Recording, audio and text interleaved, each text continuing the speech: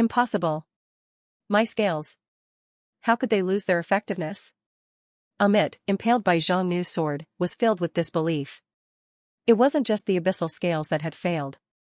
Under normal circumstances, even without any preparation, a single stab from Zhang Nu shouldn't have caused such exaggerated damage. This one strike had taken away more than half of the powerful hero's HP.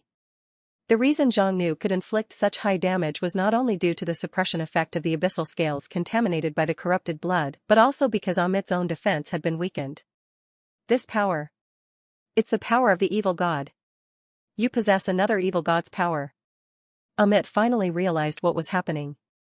He noticed that not only were the abyssal scales on his body infiltrated by a mysterious evil god aura, but even his skin, flesh, and internal organs were now filled with this eerie energy. This power, stemming from the evil god fragment known as the source of corruption, was created by consuming Zhang Nu's own life force. While its offensive and defensive capabilities were not as strong as those of other evil god fragments, it was insidiously pervasive. In theory, as long as there was enough of the corrupted blood, and it was pure enough, it could nullify the effects of all equipment in this world and prevent people's abilities from functioning. Zhang Nu had seemingly launched a series of meaningless attacks with dragon breath, lightning, and various spells against Amit, which had caused no harm at all. However, in reality, during these attacks, Zhang Nu had burned a significant portion of his own life force to create a large quantity of corrupted blood, mixing it into the attacks and letting it all fall on Amit. This vast amount of corrupted blood, produced at a great cost to Zhang Nu's life force, should have been detectable by Amit, who could have noticed the unusual drop in Zhang Nu's life force. Yet, Zhang Nu had used the Eye of Regeneration to keep his HP stable, masking the depletion. In this way, it seemed as if Amit had been washed by a round of meaningless attacks, but in truth, he had been thoroughly drenched in the corrupted blood from head to toe. This pervasive energy had corroded his scales and entered his body, spreading through every inch of his flesh, organs, and bones. By the time Amit realized this, it was too late. The corrupted blood was not a spell and could not be dispelled by any potion or spell. Once an ordinary person was contaminated by a drop of the vile blood, they could never rid themselves of its influence for life. Even top-tier legendary weapons, once polluted by the corrupted blood, would become worthless scrap, impossible to repair by ordinary means. Amit had been thoroughly soaked in the corrupted blood. Now, not only were the effects of his abyssal scales suppressed, but his own defense had been nearly completely dismantled. This was why a single strike had caused such tremendous damage. Zhang Nu said, "You've already lost." Amit, furious beyond measure, roared, "Damn you, you despicable creature! You dare to use such underhanded tactics against me." As he spoke, Amit's three evil god eyes activated simultaneously, launching another powerful soul attack on Zhang Nu, causing him minor damage. Still not admitting defeat? Zhang Nu laughed heartily. Your scales do have impressive damage absorption capabilities, but ultimately, it's just a fragment of an evil god. Do you think that, even under normal circumstances, I wouldn't have a way to counter your defenses? Indeed, the abyssal scales were not invincible. If Zhang Nu focused the power of his four evil god eyes and repeatedly attacked, he could use Death's Gaze to inflict severe damage on Amit. Moreover, if Zhang Nu used the Eye of Domination to launch a direct attack, Amit would likely be unable to withstand it. The abyssal scales did not possess the ability to absorb psychic attacks, so Zhang Nu had no shortage of methods to deal with Amit. Even in a head-on confrontation, Zhang Nu was confident. However, there was no need to go to such lengths when simpler methods would suffice. Zhang Nu activated the evil dragon of annihilation form, instantly transforming into a dragon over 1,000 meters long, with a body composed entirely of surging lightning flames. The overwhelming power emanated from him, enveloping everything. Shit. Amit could sense that this opponent aimed to take advantage of his current weakened state to finish him off. However, being corroded by the blood of pollution, Amit's condition was extremely dire. His resistances and defenses had been eroded away, and his various innate abilities and skills were sealed and unusable. The dominance of the corrupted blood was evident. Despite his innate skills being rendered useless, Amit still had some means of defense. He activated the three evil god eyes, creating a layer of elemental shield and a layer of soul shield. These shields, formed directly from the power of the evil god, were incredibly strong, not inferior to S-rank defensive magic. Yet, the next moment, the elemental dragon that Zhang Nu had transformed into descended upon him like an overwhelming tidal wave. Realizing the severity of the situation, Amit quickly activated the Eye of Destruction, shooting out a black beam of destructive energy in an attempt to counter the oncoming torrents of lightning flames. The black energy continually destroyed and dispersed the lightning flames, but the sheer volume of lightning flames that Zhang Nu released was too much. Amit couldn't sustain the Eye of Destruction indefinitely, so within a few seconds, he began to falter. In that brief moment, the lightning flames engulfed him. The torrents of energy flowed through his body like countless rivers, each second releasing immense energy and explosions, tearing apart the elemental shield, evaporating the soul shield, and rapidly destroying every inch of his body. No. Stop. Stop it. Amit realized with horror that, in his current state, his resistance and defense were almost negligible. There was no way he could withstand such terrifying lightning attacks. Finally, amidst his agonized screams, Amit's scales shattered completely. His body turned to charcoal, inch by inch, disintegrating into ashes and vanishing into the air. Ultimately, his massive form was almost entirely pulverized into dust, and even his soul did not escape unscathed. In the end, only a few items survived. These were 3 eyeballs and a translucent black crystal scale. At the same time, Zhang Nu received a notification. You've slain a level 6 hero, Hero Soul +1, Legend Crystal +1, Skill Stone +14, Hero Leaderboard Chest +1. It was a success. Zhang Nu had successfully killed this powerful hero. In truth, Amit was not weak at all. He was the strongest opponent Zhang Nu had encountered thus far. However, from the beginning, Zhang Nu had dragged him into his divine realm, nullifying Amit's home field advantage and securing his own. Amit's racial talents were no less than Zhang Nu's, and he possessed the strength of a level 6 legend. A head-on confrontation would have required considerable effort to defeat him. But Zhang Nu had started by catching him off guard and controlling him with the corrupted blood. Under these circumstances, Amit stood no chance. His abilities and information had been completely exposed, rendering any tactics meaningless. The biggest gain from this encounter was not just the 3 evil god eyes, but also a piece of evil god fragment and the luxurious rewards of a hero ranked around 30s. This journey had indeed been highly rewarding. For Zhang Nu, the significance and value of this victory were immense. Zhang Nu immediately absorbed the 3 evil god eyes. Assimilation of evil god fragment successful. Maximum HP plus 10,000. You've gained a new talent, Eye of Destruction. Your Eye of Destruction has resonated with Eye of Time, Eye of Regeneration, Eye of Death and Eye of Domination. Ability Strength of the 5 Evil God Eyes plus 50%, Evil God Power plus 50%, Maximum HP plus 12,000, Maximum MP plus 12,000, all stats plus 500. Assimilation of Evil God Fragment successful. Maximum MP plus 15,000. You've gained a new talent, Eye of Element. Your Eye of Element has resonated with Eye of Destruction, Eye of Time, Eye of Regeneration, Eye of Death and Eye of Domination. Ability Strength of the 5 Evil God Eyes plus 50%, Evil God Power plus 50%, Maximum HP plus 14,000, Maximum MP plus 14,000, all stats plus 600. Assimilation of Evil God Fragment successful. Maximum MP plus 20,000. You've gained a new talent, Eye of Wraith. Your Eye of Wraith has resonated with Eye of Element, Eye of Destruction, Eye of Time, Eye of Regeneration, Eye of Death and Eye of Domination. Ability Strength of the 5 Evil God Eyes plus 50%, Evil God Power plus 50%, Maximum HP plus 20,000, Maximum MP plus 20,000, all stats plus 800. After Zhang Nu absorbed the 3 Evil God Eyes, he could clearly feel his strength soaring significantly. If, before this, Zhang Nu, relying solely on his innate abilities without the Evil God talents, was already a standout among level 6 legendary units, then at this moment, the resonance and amplification of the 7 Evil God Eyes had pushed his HP, MP, and all stats to a higher level. In terms of pure innate talent and stats alone, Zhang Nu was now one of the top legendary class units. His combat power was beyond the imagination of others.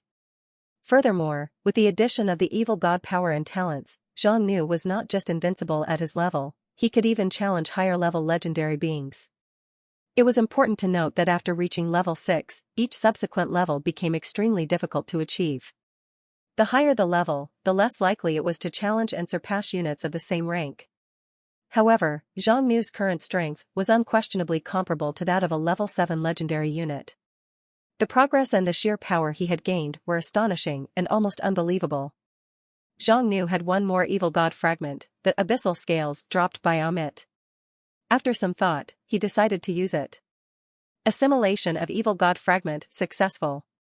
Maximum HP plus 5000. You've gained a new talent, Abyssal Scales. Evil god power plus 50%, maximum HP plus 4000, maximum MP plus 4000, all stats plus 200. Compared to the evil god eyes, the benefits from absorbing this evil god fragment was noticeably lower.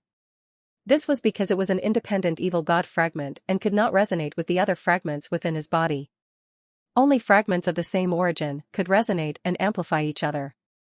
The more same origin evil god fragments were absorbed, the greater the amplification effect would be, showing a step-like growth. Although this evil god fragment's benefits were not particularly impressive, it still increased his evil god power and granted a new talent.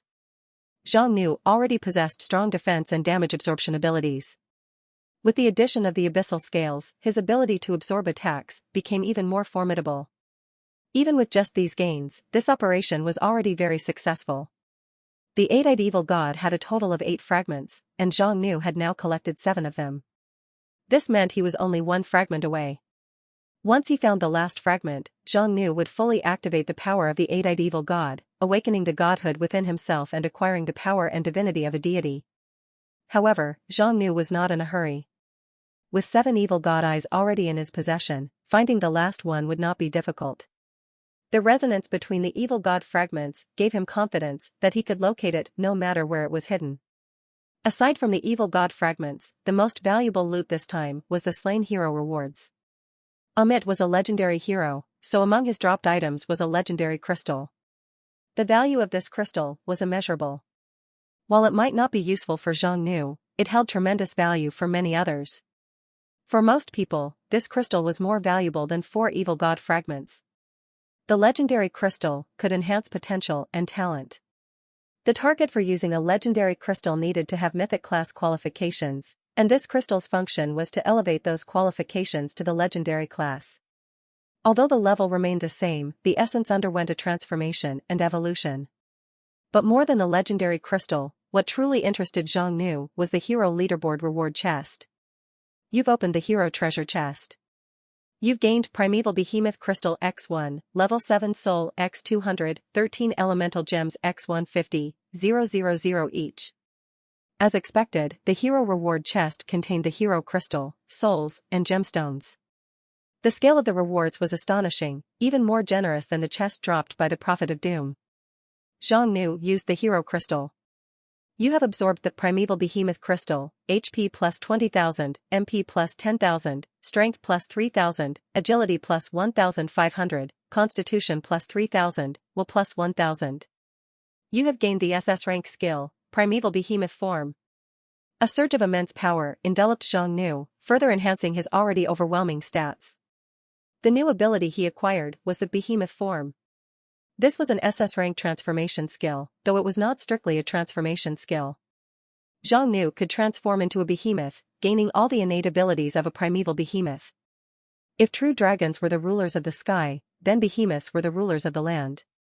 The bloodlines of both were of comparable levels. The primeval behemoth, with its divine bloodline, possessed combat prowess, destructive power, and various talents beyond the imagination of ordinary beings. With this skill, Zhang Nu could transform into a primeval behemoth at will and gain all the corresponding abilities. This meant Zhang Nu now had dual forms, and for pure close combat, the behemoth form was several times stronger than the dragon form, with many combat talents that dragons did not possess. This ability was extremely useful. Zhang Nu nodded in satisfaction, feeling that his goals had been more than achieved.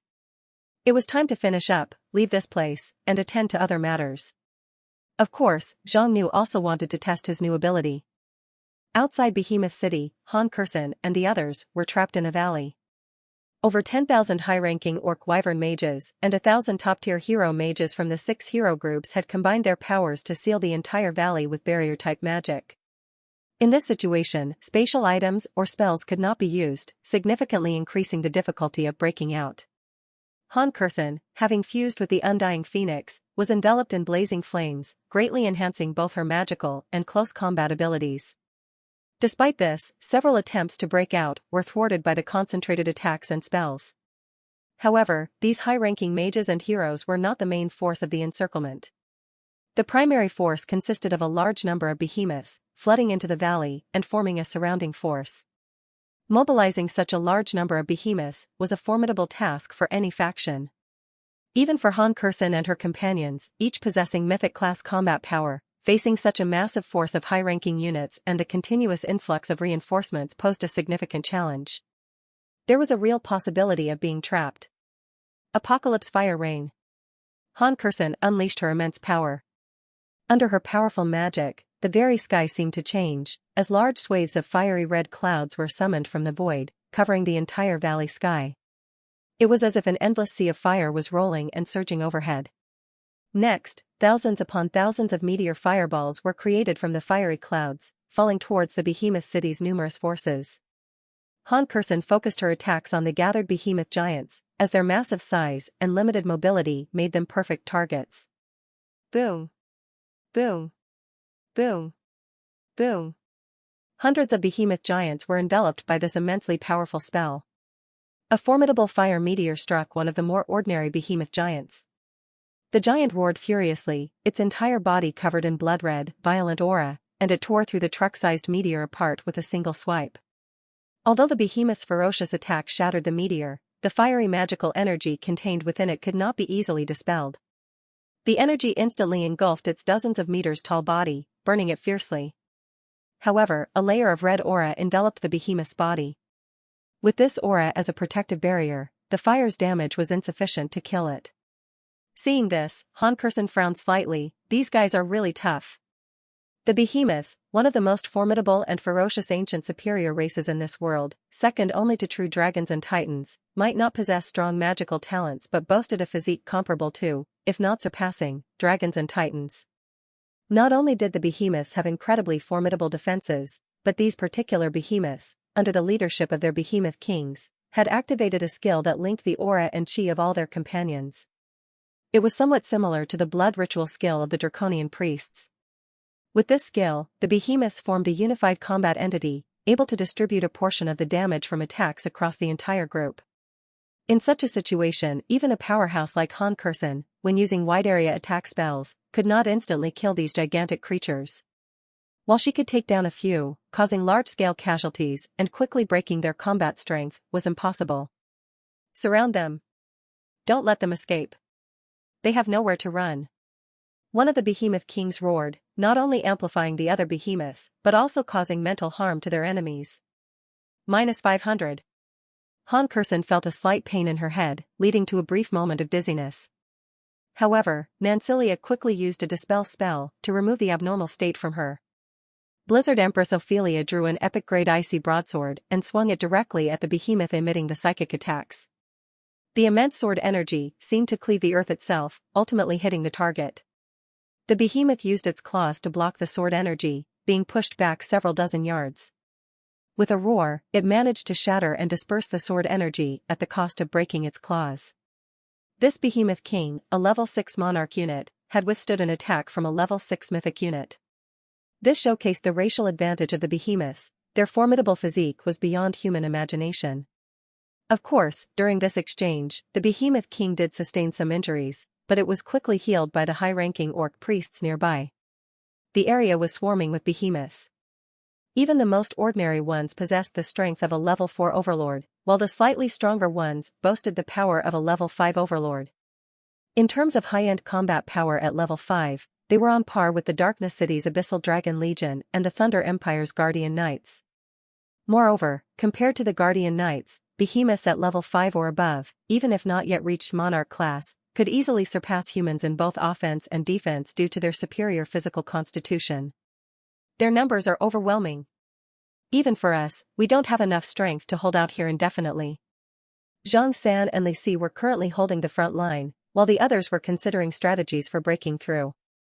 Shui Lan suggested, we should concentrate our efforts and first eliminate the 6 behemoth kings.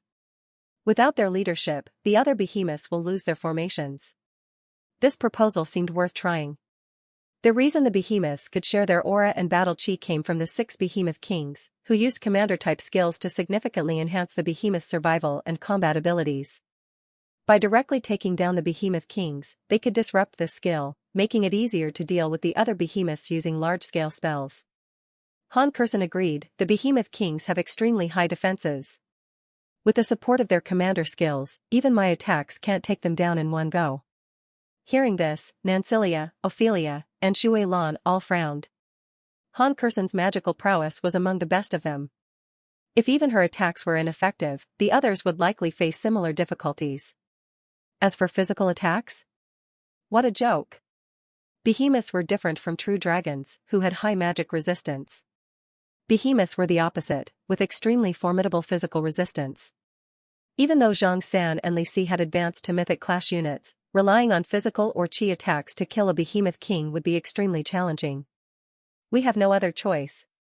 Time is running out. We can only give it our all. Before Han Kurson could finish speaking, the space in front of her twisted, and a majestic, towering figure emerged. Your Majesty! Everyone was astonished to see Zhang Nu. Han Kurson and the others hadn't expected Zhang Nu to appear so quickly and unharmed, indicating the outcome of his battle with Amit. The members of the Savage Beast Empire were all in shock and disbelief. Had the great primeval behemoth Amit really lost? Impossible. It couldn't be. Moreover, how had Zhang Nu arrived here? The area was under a spatial lock. No spatial magic, tools, or equipment should work. Why, then, was he able to teleport here without any issues? Zhang Nu took a quick glance around, understanding the situation. He nodded and said, "Leave this to me." The leader of one of the heroes' groups angrily demanded, "Damn it, who are you, and where is our boss?" Zhang Nu didn't hold back. "Fair question. I am Zhang Nu. As for your leader..." He dropped his usually low-key demeanor and revealed his identity directly. This caused a huge stir among the present heroes, who were shocked and incredulous. Zhang Nu? The top-ranked demon king on the leaderboard. The one recognized by the game as the most powerful demon king. If it was him, then Amit was indeed likely to have met a grim fate. Don't listen to his lies. There's no way our boss could lose. Get him. Trap him here. Once the boss arrives, they'll have no escape. The heroes tried to muster their courage. However, the retreating expressions on most of their faces showed that their bravado was merely a facade. Behemoth form. Zhang Nu activated his newly acquired ability. His draconian form suddenly expanded, growing over 100 times larger, transforming into a dark gold-furred behemoth. In this behemoth form, Zhang Nu's size rivaled that of his dragon form, appearing even more muscular. Each dark gold strand of fur was comparable to multi-meter-long metal spears. An incredibly fierce and violent aura emanated from him, unlike any mere transformation skill. When Zhang Nu took on this form, he also replicated all of the behemoth's innate abilities, proving it was far more than just a cosmetic change. Upon seeing his transformation, both the native behemoths and the hero's faction players were plunged into unprecedented shock. Zhang Nu activated the evil god eyes, with the massive eyeball forming a 7-leaf shape. The black pupil, representing the power of destruction, released immense energy and aura. This aura was channeled into his claws. Behemoths were renowned for their unparalleled close combat prowess. Now, combined with the immense destructive power of the evil god, Zhang Nu's claw swipe across the air instantly struck a behemoth king. Despite the behemoth king's special skill that dispersed damage, it was still torn to shreds without any suspense. Under the black energy, its massive body disintegrated into powder. Even more terrifying was the spread of this tremendous damage. The shared damage instantly transmitted to hundreds of other behemoth giants, leaving black claw marks on them almost simultaneously. In the next moment, amidst agonizing screams, hundreds of behemoth giants were reduced to ashes. Zhang Nu hadn't activated any additional skills, it was just an ordinary claw swipe that annihilated hundreds of behemoth giants. Witnessing this scene, the shock felt by everyone present was beyond words. Zhang Nu's form was quite unique. It wasn't just a simple transformation skill. If he opened his information panel now, Zhang Nu could see that his attributes and various talents had undergone significant changes. Name, Zhang Nu. Level, 6. Race, Primeval Behemoth, Special Form. Level 1 talents, Death Claw, Destruction Claw, Slaughter Fest, Blood Amplification, Bloodthirst Berserk. Level 2 talents, Inferno Feast, Annihilation Might, Doomsday Roar, Destruction Storm. Level 3 talents, Tyrant Domain, Death Hunt, Primeval Bloodline. Level 4 talents, Endless Bloodlust, Tyrant Cage, Tyrant Sanctuary. Level 5 talents, Tyrant Divine Realm, Immortal Physique, World-Ending Fury. Level 6 talents, Primeval Behemoth. In simple terms, Zhang Nu retained all his stats and some skills while fully transforming into a powerful and massive behemoth. The hero Amit's race, in terms of talent, was not inferior to that of the Abyssal Dragon, which explained his formidable power. Zhang Nu's stats and overall strength, however, were far superior to Amit's. When he hunted Amit, obtained his hero crystal, and acquired the behemoth form, it could be said that the current primeval behemoth Zhang Nu was even stronger than Amit himself. The surviving 5 behemoth kings, along with other high-ranking behemoths and the 6 hero groups of the Savage Beast Empire, were utterly stunned when they saw Zhang Nu in his current form. Who could have imagined that this demon king had obtained Amit's primeval behemoth form? Did it mean that he had truly defeated the nearly demigod-like Amit? How was that even possible? Moreover, compared to Amit, this guy's strength was not only not weaker but had reached an almost unfathomable level. The attack Zhang Nu had just used was one of the behemoth's innate skills, Destruction Claw, which had a strong defense-ignoring effect. Even without any additional power, such an attack from Zhang Nu would have been enough to kill a monarch-class opponent. The behemoth's damage capabilities and the skill's defense-ignoring nature were incredibly potent. Not to mention, Zhang Nu had infused it with the power of the evil god. With the power of the evil god eyes, especially now that Zhang Nu possessed 7 of them, the destructive force he could unleash was unparalleled. The power of this single claw strike was unimaginably terrifying. If the Behemoth King hadn't used the damage-sharing skill, it would have been a straightforward death, and most of the damage would have been redundant. However, this Behemoth King was linked to his subordinates through his commander-type skill. As a result, the damage he couldn't bear was distributed to the others, ensuring that every bit of damage was fully absorbed by the Behemoth Giant Legion. Ignoring defense and with incredibly high damage, this explained why Zhang Nu's single strike managed to take out hundreds of high-level behemoths.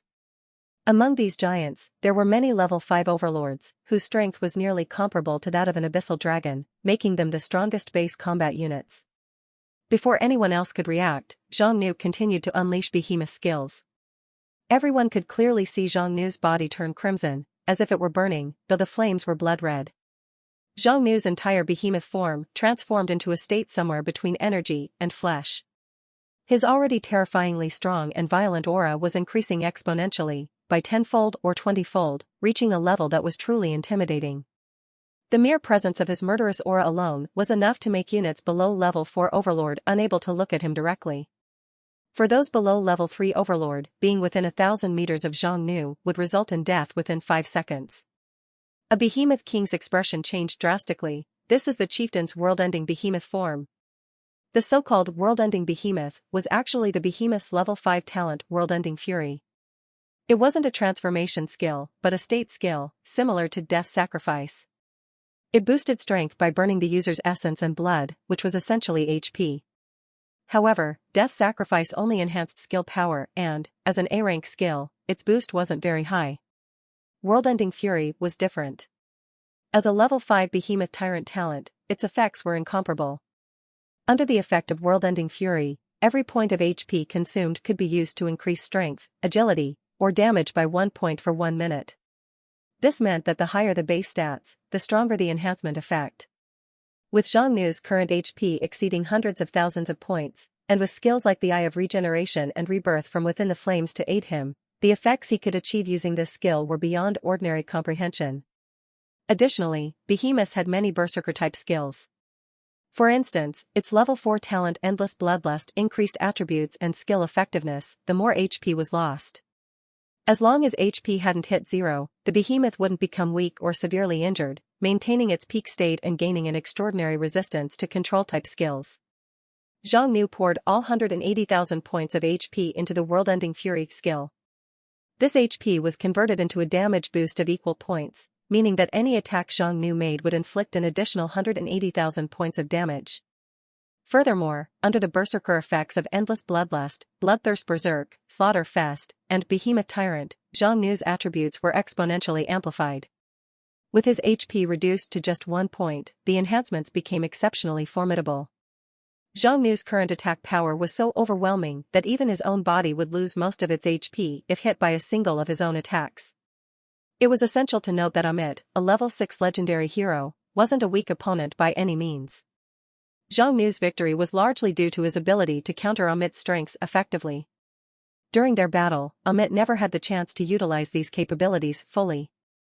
Damn it. Kill him quickly. His HP is critically low. Just one attack. Just a single attack, and he'll be dead. A behemoth king roared, charging forward with a collision skill. He shattered a nearby hill and rushed towards Zhang Nu, intending to kill him, who had only 1 point of life force left. Admirable courage. But too naive. Zhang Nu laughed, extending a single finger. He used no skill, merely pointing at the behemoth charging with devastating force. The moment his finger touched the behemoth king. Minus 357,589. With just a casual finger point, Zhang Nu inflicted over 350,000 damage. The behemoth king didn't even have time to scream before the destructive power obliterated him into nothing. It was incredibly terrifying. Everyone was stunned by the horror. A casual point annihilated the behemoth king. Zhang Nu's current damage output was so immense that touching him meant certain death. No one in this world could withstand his power. That point could shatter anything. Attack. Use magic attacks. Use ranged attacks. Despite knowing Zhang Nu's terrifying strength, they weren't about to give up the opportunity. Zhang Nu's life force was extremely low, although he could kill anyone he touched, he was also very vulnerable to being killed. These people were clearly underestimating the situation. With the Eye of Regeneration, how could Zhang Nu be killed? With his current abilities, he could easily revive on the spot 10 times over without any problem. However, Zhang Nu had no intention of letting them succeed. He activated the level 5 Behemoth Tyrant's talent Immortal Physique. His previously burning red body suddenly turned golden. This skill was extremely powerful. It could enhance defense by hundreds of times in a short period. In this state, the Behemoth Tyrant was practically invincible and indestructible. This skill seemed specifically designed to complement World-Ending Fury, granting the behemoth immense explosive power and terrifying survivability. This showcased how strong Amit truly was. If he hadn't been caught off guard and poisoned by Zhang Nu's corrupted blood, even Zhang Nu would have needed considerable effort to defeat him. It's useless. Our attacks are ineffective. We can't win this. A leader of one of the hero groups realized the problem. Retreat for now. His berserk state won't last long. Indeed, both World-Ending Fury and Immortal Physique had very short durations. If they chose to evade now, they could turn the tide once the skill effects wore off, right? Unfortunately, they knew nothing about true power. Zhang Nu activated the Eye of Domination. A wave of unparalleled, terrifying psychic power enveloped everyone present, immobilizing them and stripping them of their ability to act. Immediately after, he activated the behemoth talent Death Hunt. Dozens of red energy tendrils extended from Zhang Nu's body, grasping the remaining 4 behemoth kings, the leaders of the hero groups, and various empire elites and high-level heroes. The behemoth talent Death Hunt was not just a grasping skill, but also capable of transmitting damage. This meant that any damage received by one of the captured targets would be shared by all the others. Eye of Destruction. Zhang Nu's claws gathered black energy so intense it distorted and even fractured the space around it, exuding an aura of despair. In the next moment, Zhang Nu extended his finger once more. The destructive finger strike pierced the heart of a captured hero. Minus 550,000. The instant attack spread out. Dozens of captured targets simultaneously felt Zhang Nu's strike. The 4 behemoth kings, unable to contain the damage, transferred it to their subordinates. In an instant, thousands of high-level behemoths and high-level heroes were obliterated, vanishing as if they had never existed in this world. Although in terms of proportion, Zhang Nu's all-out strike wiped out less than 1/10 of the encircling forces, in terms of quality, it was devastating. Those reduced to dust by Zhang Nu's single strike included the remaining 4 behemoth kings, the leaders of the 6 largest hero groups of the empire, and hundreds of high-level behemoths and heroes. In other words, Zhang Nu's attack nearly obliterated the core strength of the encircling forces. This scene was incredibly shocking for both the surviving enemies and the companions from Darkness City, like Han Kurson and Nancilia, rendering them in disbelief. How is this possible? Han Kurson, also a demon king, couldn't imagine someone achieving such an inconceivable feat. Nancilia, Shui Lan, and Ophelia were all left in a state of shock, this moment destined to be unforgettable for them.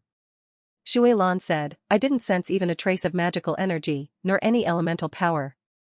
This means that what His Majesty the Demon King just performed wasn't magic. If it wasn't magic, then it was a physical attack. That made it even more inexplicable why it was so devastating.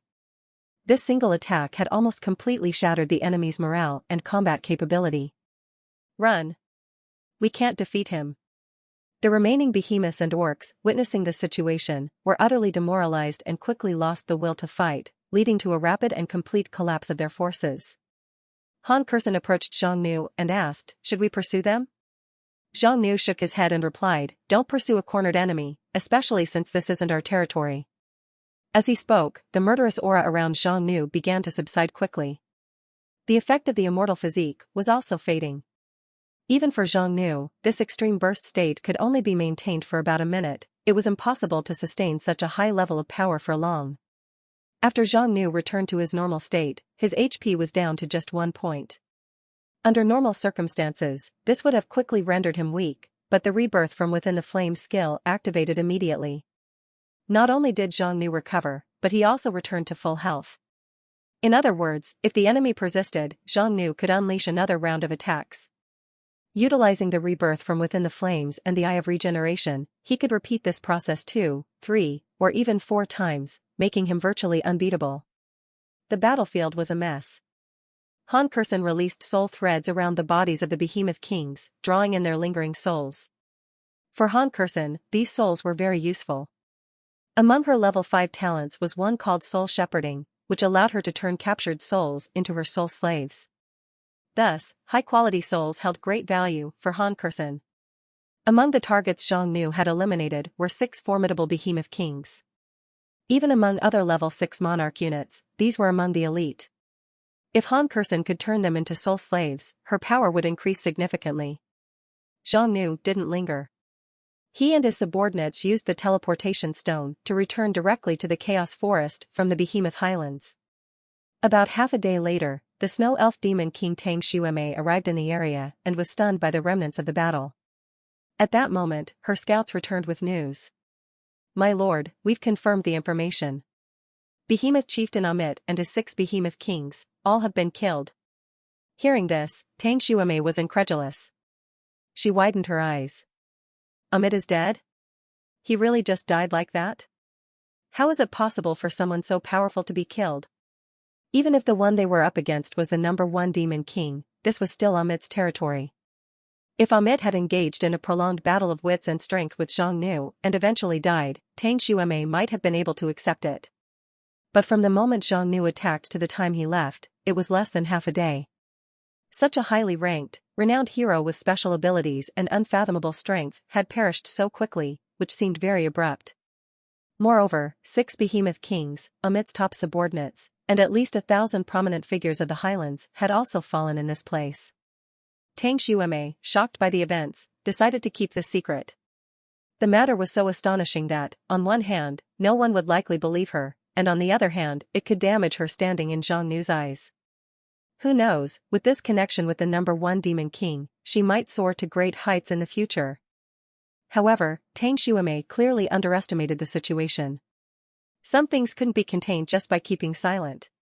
During Zhang Nu's sweep of the behemoths and the heroes groups, at least tens of thousands of the Savage Beast Empire's top elites and experts were present. Many of them had escaped. These people had eyes and mouths and would surely spread the news, embellishing it as they did. Moreover, the Behemoth Highlands were home to hundreds or even thousands of demon kings and tens of thousands of heroes. Such a significant event was impossible to keep under wraps. That evening, when Tang Xuemei opened the Demon King channel, she was astonished to find that the channel was already buzzing with discussions about this very topic. Shocking. Eyewitnesses confirmed. The number 1 demon king, Zhang Nu, has made a move. Hero Amit, ranked in the top 30 or 40, was annihilated by Zhang Nu in just a few minutes, without any chance to fight back. Not only that, but Zhang Nu also single-handedly faced the strongest troops of the Behemoth Highlands and killed tens of thousands of behemoths and high-level orcs with just one finger. Nonsense. How is that possible? Are you telling stories here? Zhang Nu is a legend. The rise of the Demon Kings is just around the corner. Various rumors about Zhang Nu were spreading and fermenting in the chat channels. With many eyewitnesses and numerous demon kings like Tang Xuemei drawn to the scene to investigate, the credibility was quite high. This caused a huge sensation and various factions had learned of this news. As the protagonist of the events, Zhang Nu naturally saw the various chat channels buzzing about him, making him a hot topic once again. However, this didn't matter much to him. Zhang Nu never cared about others' opinions. The urgent task at hand was to find the last evil god eye. Since there were only 8 evil god fragments in total, acquiring the final one would allow him to fully consolidate the power of the 8-eyed evil god. This step was crucial for Zhang Nu. Of course, while enhancing his personal strength, Zhang Nu did not forget to build his territory and develop his subordinates. Among the loot this time, there was one exceptionally precious item.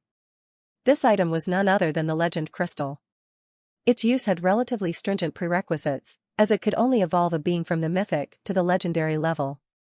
Without much thought, Zhang Nu decided to use this crystal on his top subordinate, the succubus queen, Han Kursin. This way, Han Kursin would become a level 6 legendary being like himself. Her personal abilities, permanent charm, and soul shepherding were all extremely powerful and useful. As her strength increased, all her talents would become more refined and potent. Zhang Nu was on the verge of reaching level 7, and as the second in command of Darkness City, Han Kursin shouldn't lag too far behind. Holy City. Pope Saint Dolores once again entered the Forbidden Area. When she arrived, her mentor, the former pope, one of the most legendary popes in history, was still sitting before the Heart of Holy Light. Teacher. Saint Dolores respectfully bowed. Lucas Crest opened his eyes and asked, "What is it? More news about the Demon King?" Pope Saint Dolores responded, "Yes, we just received the latest intelligence. The Demon King from Thunder Empire's Darkness City appeared in the Savage Beast Empire 2 days ago." Lucas was slightly taken aback. He appeared in the Savage Beast Empire? What did he suddenly go there for? The Savage Beast Empire is too far from the Demon King's territory. It's unlikely he plans to conquer it. Dolores replied, "The specific motive is unclear, but he, along with several of his subordinates, appeared in the Behemoth Highlands of the Savage Beast Empire. They killed 6 tribal Behemoth kings and the renowned Behemoth Great Chieftain." Upon hearing this, Lucas's expression changed slightly. Amit? Him? He immediately opened the player interface and scanned through the hero leaderboard. Lucas's expression turned grim as he confirmed that the primeval behemoth, Amit, had indeed disappeared. This indicated that the number 1 demon king, Zhang Nu, had targeted Amit, and Amit had already been killed by Zhang Nu. Dolores said in a serious tone, "As far as I know, this Behemoth Great Chieftain possessed the legendary qualities of a primeval behemoth, akin to a demigod, making him an exceptionally powerful being. Moreover, the 6 Behemoth Kings of the Behemoth Highlands, each of them has the strength of a top-tier level 6 monarch. They could even rival an imperial-level powerhouse. From what the followers have gathered, the Great Chieftain and the Behemoth Kings were killed together. This indicates that the Behemoth Great Chieftain was not careless, he had anticipated that the Demon King would come." The Pope's words undoubtedly revealed a terrifying truth. An entity with strength close to that of a demigod, along with a host of powerful subordinates and ample preparation and defenses, was still killed on his own turf. Who would believe such a thing if it were told? The strength of this behemoth was greater than that of most emperors in this world. Even if he couldn't be called invincible, he was rarely matched. Even as the Pope, Dolores had no absolute confidence in defeating this behemoth one-on-one. But such an incredible event had indeed occurred, filling everyone with a profound sense of horror. "Is that how it is?" Lucas said calmly. "This is a big problem. After killing the Behemoth Great Chieftain, the Demon King's power will likely increase even further. Now, even I am not confident I can handle him." Hearing this, Dolores was shocked. "What? Even you, teacher?" It seemed unbelievable. This man was one of the most legendary and powerful popes in the history of the Radiant Church. Dolores found it hard to believe that there could be an opponent her teacher couldn't confidently face. Lucas said, "The growth rate of the Demon King is terrifying. This Demon King has now completely lost control. If we don't eliminate him quickly, I'm afraid he will destroy this world." Dolores did not realize the gravity of the situation. She quickly asked, "What are you planning to do, teacher?" Lucas said, "We can't delay any longer. I'm preparing to take action immediately. Although my strength alone may not be enough to eliminate him, if I borrow the power of the Heart of Holy Light, I think it will be plausible." Upon hearing this, Dolores's face changed again. She looked at the object in front of Lucas. It was a brilliant light orb, surrounded by hundreds of dragonstone statues. This was the Heart of Holy Light that Lucas mentioned. This was the core artifact of the Radiant Church. It could even be said that the entire Radiant Church and the faith of all its followers were concentrated here. It was also the source of all divine magic for the clergy. If anything were to happen to this artifact, the church would be finished. "I know what you're worried about," Lucas said. "But we have no choice. Don't worry, no one can withstand this power. For the sake of saving this world, some risks are worth taking." Dolores understood well. Although she was the current pope, her prestige and influence were far inferior to her teacher's. Since her teacher had already made this decision, no matter how inappropriate she felt it was, she couldn't change it and could only carry it out. The next day, 200 cardinals and 36 holy-robed bishops gathered in the church's forbidden grounds. Dolores personally presided over the ceremony to extract the Heart of Holy Light from the forbidden area. As the ceremony concluded, the hundreds of dragonstone carvings around the Heart of Holy Light seemed to come alive, circling the light orb rapidly and shrinking until they formed a head-sized, portable object. This was the Heart of Holy Light. In essence, it was a piece of divine-grade equipment. Throughout the countless civilizations and empires in this continent's millions of years of history, no more than 10 pieces of divine-grade equipment had ever appeared. Now, fewer than 5 were known to exist. It was exceedingly rare, but divine-grade equipment wielded terrifying power. Each piece could allow its user to dominate a region, and with such an item, one could unleash godlike power. It could be said that bringing out the Heart of Holy Light indicated the church was truly serious this time. Holding the Heart of Holy Light, Lucas felt a surge of excitement. With this item, he felt nearly omnipotent. Having spent so much time in the Forbidden Grounds, he had been researching the use of this item. Now, he finally had it in his possession, and his goal was achieved. For Lucas, who already possessed the strength of a level 7 legendary being, comparable to a demigod, having the Heart of Holy Light meant he had nothing to fear from any opponent.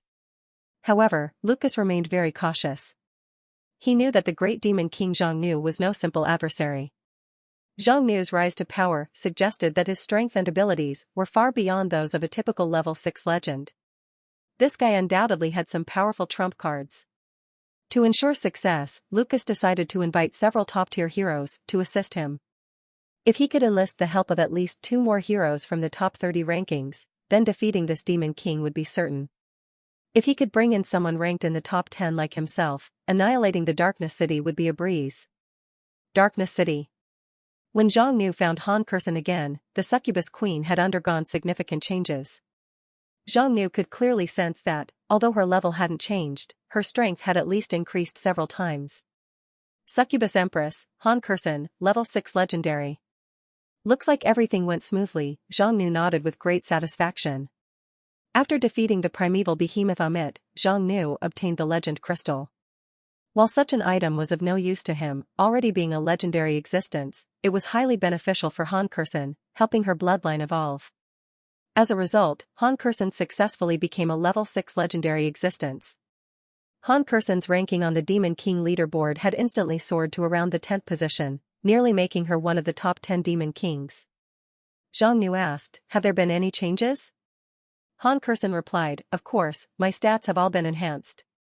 Not only that, but my skills have also changed and their effects have greatly improved." Han Kursen demonstrated on the spot. With a light flick of her left hand, she shot out 10 purple threads. The threads flew into the air and gathered, forming into several spirit bodies, each exuding a powerful aura. Among them were 6 behemoth kings, as well as heroes Will and Jason, totaling over 10 spirits. Xiongnu was somewhat surprised. From what he knew, Han Kursen's soul shepherding skill could summon a maximum of 6 soul slaves. Unexpectedly, she could now summon 10 at once, including 2 who were legendary beings in their lifetime. These soul slaves weren't created out of thin air, they were crafted using the corresponding souls through the secret arts of the Succubus Empress. They could be used repeatedly, and their strength was close to what they had in life, allowing them to use most of their original abilities and talents. However, soul slaves couldn't be resurrected. If they were killed during use, their souls would be destroyed as well, so caution was necessary. Han Kursen explained, I can now control up to 12 soul slaves, and I can manage even legendary units of the same level. So that explained it. Her increased rank significantly enhanced her skill effects. With just this ability, Han Kursen could easily handle and suppress most beings of the same level. Moreover, her improvements didn't stop there. Her other skills were also enhanced. For instance, her permanent charm could now be used on legendary targets with a much higher success rate and a reduced cooldown time. With your current strength, you can definitely hold the line on your own, Zhang Nu said. I'm going to entrust you with the task of consolidating the Federation. You need to resolve the issues as quickly as possible. Han Kursen confidently replied, no problem. The Chaos Federation was currently vast. Apart from the headquarters and the origin point, the Chaos Forest, it included the Pale Moon Peninsula and the entire Thunder Empire to the north. Compared to the Thunder Empire, the Chaos Forest's territory was too small. Thus, fully integrating such a large area was not an easy task in a short time. In the 4 duchies and border regions of the empire, there were still many feudal nobles either forming rebel forces or declaring independence, unwilling to surrender their hereditary lands and power. These issues needed to be addressed gradually. However, Zhang Nu no longer needed to handle such minor matters personally, as he had more important things to do. Recently, the Chaos Federation had been developing rapidly. Zhang Nu had 7 high-ranking members under his command, all of whom had mythic or higher-class strength. Apart from Han Kursen, who had become a legendary figure, there were Elven Empress Mancilia, Sea Empress Shui Lan, Human Empress Ophelia, and the 3 Dragon Emperors of the Darkness City, Long Yi, Zhang San, and Li Si. Zhang San and Li Si inherently had the potential to become mythic units. Through the means of the Demon King's baptism and other methods, Zhang Nu easily elevated them. In contrast, Long Yi did not initially have the talent to be a Dragon Emperor. However, Zhang Nu used a mythic crystal to elevate Long Yi to Dragon Emperor, making him one of the most significant figures in the Darkness City. As for the other mythic crystals, Zhang Nu planned to cultivate 1 or 2 demonic emperors. After all, the demon clan of the Gloom City, under Han Kursen, had great potential and could enrich the high-end combat power structure of both the Darkness City and the Chaos Federation. In addition to these Emperor-class figures, the Chaos Federation currently had over 20 Monarch-class entities. Zhang Nu, possessing the soul altar that could bestow kingly potential, could mass-produce Monarch-class units. These units served as the regional leaders under the Demon King's control, ensuring stability and order across various territories. Given the current situation, there were 2 main tasks to accomplish. The first task was to completely conquer the Thunder Empire to obtain the super reward for conquering the entire empire. The second task was to find the last evil god Eye. Once Zhang Nu found the final evil god Eye, he could successfully advance to level 7. Zhang Nu entrusted Han Kursen with the former task to free up enough energy and time to focus on the latter. After giving instructions to Han Kursen and his subordinates, Zhang Nu set out again. Using the resonance ability of the evil god fragments, he roughly pinpointed the location of the last evil god Eye and embarked on his journey. Han Kursen didn't remain idle either. She immediately began taking action. She was very satisfied with her current status and position. Although confident that she could do well even without joining under Zhang Nu's banner, it was clear that she would never have achieved her current success on her own. Han Kursen was now one of the top 10 demon kings. If she wanted to advance further, she needed to seize the reward for conquering the empire as quickly as possible. However, while she was actively deploying measures to quell the empire's rebellion, Empress Ophelia approached Han Kursen. Vice City Lord. I have important information. Ophelia's status within the Federation was certainly below Han Kursen's, given that Han Kursen was the Vice City Lord of Darkness City, the Prime Minister of the Federation, and the second-in-command of the entire Demon King Alliance. Han Kursen asked, what information? Ophelia replied, an emissary from the Radiant Church's Pope St. Dolores has secretly contacted me. Hearing this news, Han Kurson raised an eyebrow, becoming cautious. The Pope? What does she want?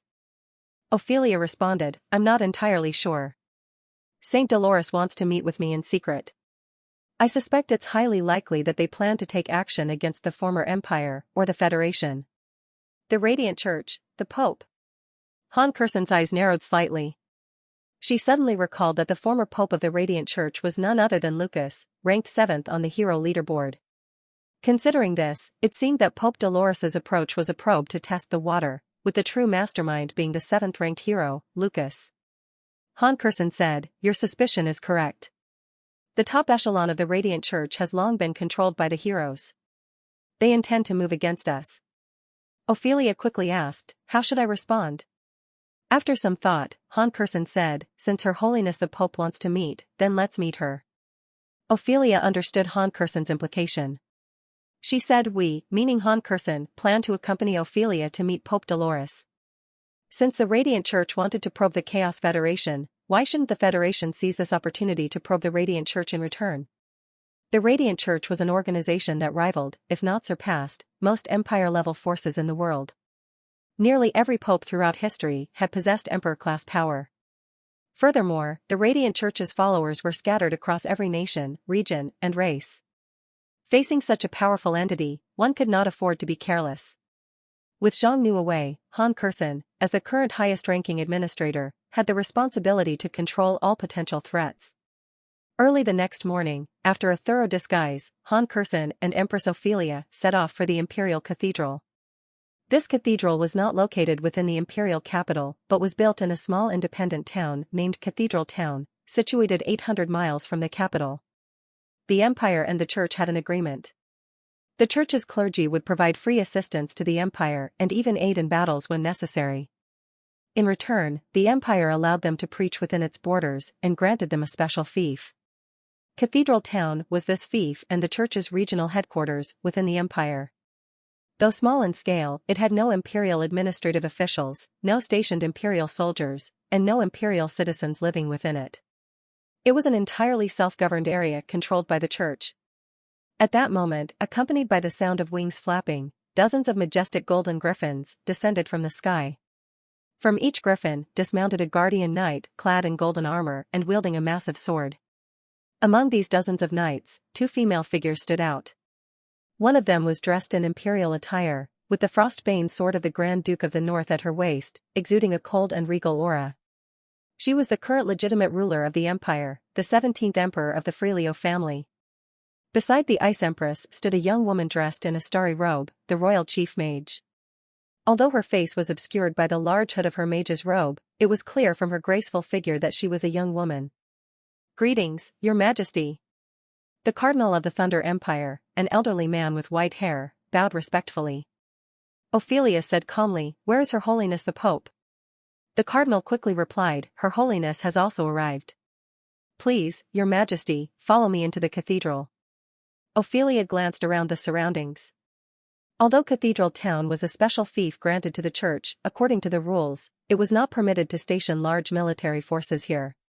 Given the town's small size, the area was predominantly populated by priests and clerics, with few pure combat units such as knights. 10 minutes later, Ophelia walked into the opulent cathedral. A woman with a pure aura, dressed in the white robes of a religious pope, stood at the front with a powerful presence. She was accompanied by 8 attendants, consisting of 4 knights and 4 clerics. The cardinal quickly introduced, Your Majesty, this is Her Holiness the Pope. To meet you in person, she has gone to great lengths, even teleporting directly from the Holy City. Ophelia, without wasting any words, asked bluntly, Your Holiness, given your esteemed status, I assume you wouldn't meet with me without good reason. Please get straight to the point. As you know, I am quite busy these days.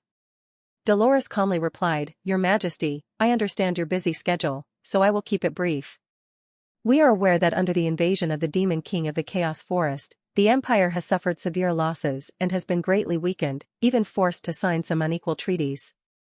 Our church has always been dedicated to maintaining peace and justice in the world.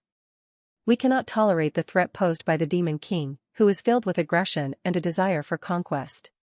If your majesty is willing, we hope to join forces with the empire. The Radiant Church will spare no effort to drive out the invaders and restore the independence of the empire's sovereignty. Upon hearing this, Ophelia laughed. Your Holiness, with all due respect, your capabilities are not sufficient to contend with the Demon King. These words caused the expressions of the other clergy present to change drastically. Dolores was the current pope, her power could be described as unfathomable, and she had offered to help the empire restore its sovereignty. Yet, she was met with the empress's ridicule. Has this empress gone mad? Even at the height of the empire's power, the previous emperor would not dare speak to the pope in such a manner. The pope not only possessed immense strength, but also wielded great influence in this world, with numerous ways to make the empire suffer. Dolores replied coolly, it seems Her Majesty is determined to become a vassal of the Demon King. Despite being a sovereign ruler, you grovel before an invader. Ophelia did not argue, so what if I do? Dolores stated, if Your Majesty remains stubborn, then for the future of the empire and for the other nations and people of the continent, I will be forced to take extreme measures. As she spoke, the entire cathedral began to tremble. Countless magical runes appeared on the floor, spreading rapidly in the blink of an eye. Ophelia could clearly sense that at least 5 different magic formations and restrictions had been activated within the cathedral.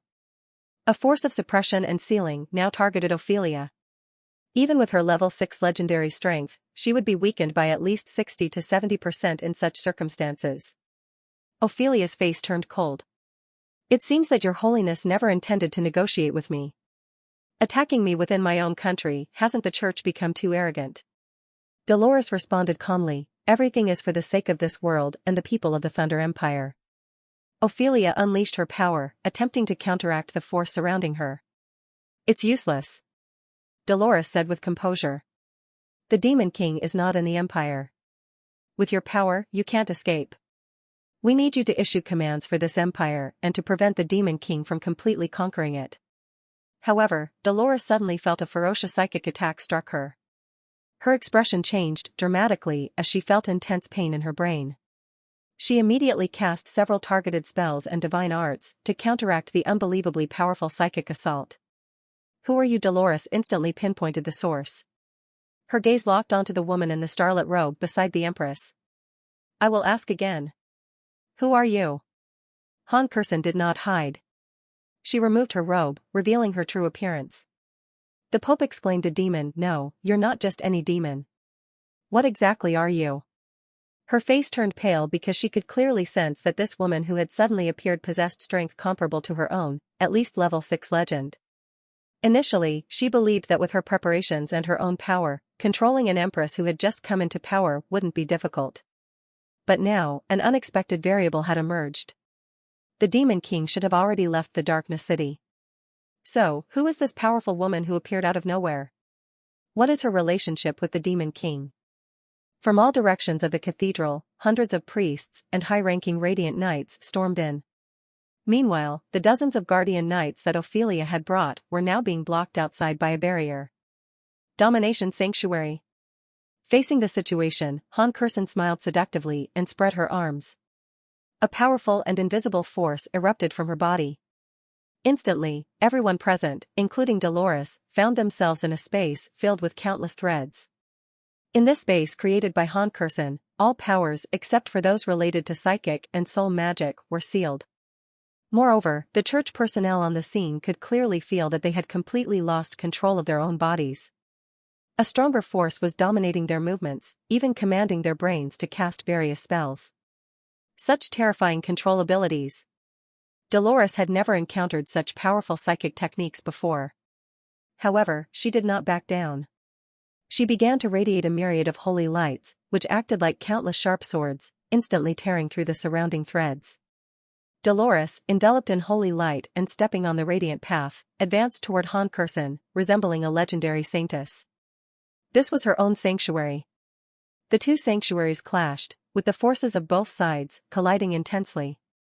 In terms of the power and level of both domains, they were evenly matched, resulting in a mutual cancellation. Ultimately, the confrontation ended in a stalemate, with neither side gaining the upper hand. Han Kurson narrowed her eyes slightly. It seemed this person truly deserved the title of the current pope of the largest church. If she hadn't recently boosted her strength with the legend crystal, she would have been at a significant disadvantage. But now, Han Kurson was not intimidated. Dolores also felt Han Kurson's immense power. Her expression turned serious as she said, "It appears you are from the Darkness City. I didn't expect that under that Dragon Demon King's command, there would be someone as powerful as you." Previously, Dolores had underestimated the Darkness City Demon King. She had thought that using the church's most important artifact, the Heart of Holy Light, to deal with such a demon king was overkill. But now it seemed her mentor's approach was entirely justified. This woman was clearly not the demon king of Darkness City, yet her strength was enough to rival Dolores, the Pope. One could only imagine how powerful the true demon king must be. Today, Dolores had intended to control the Freelio Empress, but ended up encountering a formidable opponent. Given the circumstances, she aimed to capture both women. Although Dolores didn't fully understand Han Kurson's abilities or her role within the Chaos Federation, she was confident in her own strength. Whether it was the Freelio Empress or this mysterious succubus, they were undoubtedly crucial to the Demon King. If she could subdue them in this operation, it would be akin to crippling the Demon King before the church's confrontation with him. Dolores raised her scepter. An even more dazzling aura was released from the scepter, instantly filling the entire space. "What's this?" Han Kurson was shocked to discover that Dolores' radiant sanctuary had suddenly strengthened several times over. Initially, both their domains were of equal level, able to cancel each other out. However, the sudden enhancement of the Pope's domain gave her an overwhelming advantage. Han Kurson's domain was completely suppressed. Everyone present was now engulfed in a space filled with blinding light. The omnipresent light elements inflicted significant damage on Han Kurson, a demonic race entity.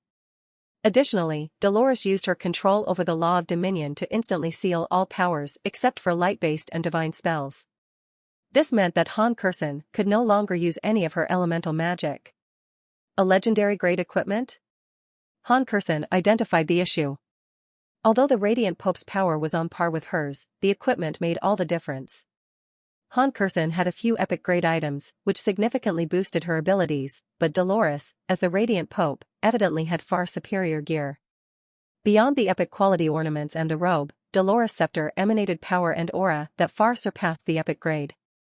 It was a legendary-grade item, and among legendary-grade equipment, it was an exceptional piece. Dolores, her face stern and imposing, coldly stated, "Do not resist in vain. You cannot withstand the radiant light." Han Kurson scoffed, "Empress Ophelia, I'll leave the Cardinal and the others to you. As for this Pope, she's mine to deal with." Ophelia drew her epic-grade ice sword and immediately charged toward the Cardinal and other targets. Although Dolores' sanctuary could seal various powers, Ophelia, having reached mythic class and mastering the Law of Ice, could still use her abilities even when other aspects of laws were suppressed or missing. Additionally, Ophelia was skilled in both magic and martial arts, making her fighting abilities and battle techniques unaffected in this situation. Having just freed herself from her restraints, Han Kurson was now able to join the battle. Seeing this, Dolores' expression turned even colder. "Stubborn fools. In that case, I will purify you in the name of the radiant light." As she spoke, she unleashed a beam of light. In response, Han Kurson summoned her phoenix. Her undying phoenix, a divine beast, was not significantly weakened by the sanctuary and immediately intercepted the Pope's attack, exploding into flames mid-air. The flames scattered and fell like raindrops, eventually gathering back onto Han Kurson. Merging with the phoenix, she gained even greater power and agility, and then activated her soul shepherding skill. In the next second, 6 behemoth kings appeared around Han Kurson. Though they were in spirit form, their presence was nearly indistinguishable from real behemoths. They all simultaneously unleashed the behemoth control skill Death Hunt. 6 red auras, like snares, ensnared Dolores. Her expression changed drastically. She had never seen an ability like this, which could summon 6 entities almost at the mythic class level out of thin air. But that wasn't all. Han Kurson continued her soul shepherding, releasing 2 more spirits. One was the werewolf hero Will, who had died by her hand, and the other was the fallen druid Jason from the Chaos Forest. 2 mythics. While controlling these 8 powerful soul minions, each possessing nearly the same abilities as when they were alive, and with her own power as a level 6 legendary being, Han Kursen had Dolores looking somewhat beleaguered despite her superior equipment. Damn it! She had greatly underestimated her. Han Kursen, with these soul minions and the Undying Phoenix granting her formidable regenerative abilities, was a match even for someone as strong as Dolores. Despite the Pope's near-endless supply of mana, the battle dragged on with no clear victor in sight. They had already exchanged dozens of moves, and it was evident that Dolores couldn't quickly end the fight. Logically, if the battle continued, Han Kursen would eventually exhaust herself. Furthermore, finding a flaw and eliminating a few of Han Kursen's soul minions could break the stalemate. However, time was not on her side. After all, this was the Demon King's territory. How could the Demon King remain unaware of such a fierce battle occurring here? Dolores could already sense several powerful beings approaching the cathedral. If the Demon King was among them, it would be the end for her. The operation had failed. Dolores understood the gravity of the situation. Without hesitation, she chose to retreat immediately. Just as Han Kursen was getting into the heat of battle, Dolores suddenly exploded into a light so intense it seemed capable of scorching both psyche and soul. Han Kursen had to step back. She could withstand the attack herself, but her fragile soul minions couldn't, and she didn't want them to be destroyed, so she withdrew them preemptively. Taking advantage of this moment, Dolores retrieved a remote teleportation device. A surge of powerful spatial energy condensed around her like a dark cloud, enveloping her entirely before she vanished the next second. She escaped? Han Kursen was a bit stunned. Dolores hadn't been at a disadvantage, so why had she suddenly fled? The reason quickly became apparent. 3 powerful auras appeared as the 3 Dragon Emperors of Darkness City were teleported in by Li Si's magic. They had come to reinforce her. Fortunately for Dolores, she had fled just in time. Otherwise, even she would have found it extremely difficult to deal with simultaneous attacks from the 3 Dragon Emperors. With Han Kursen present as well, Dolores would have been in serious trouble. What a pity. I almost had her. Han Kursen was somewhat dissatisfied with the result, but she didn't dwell on it.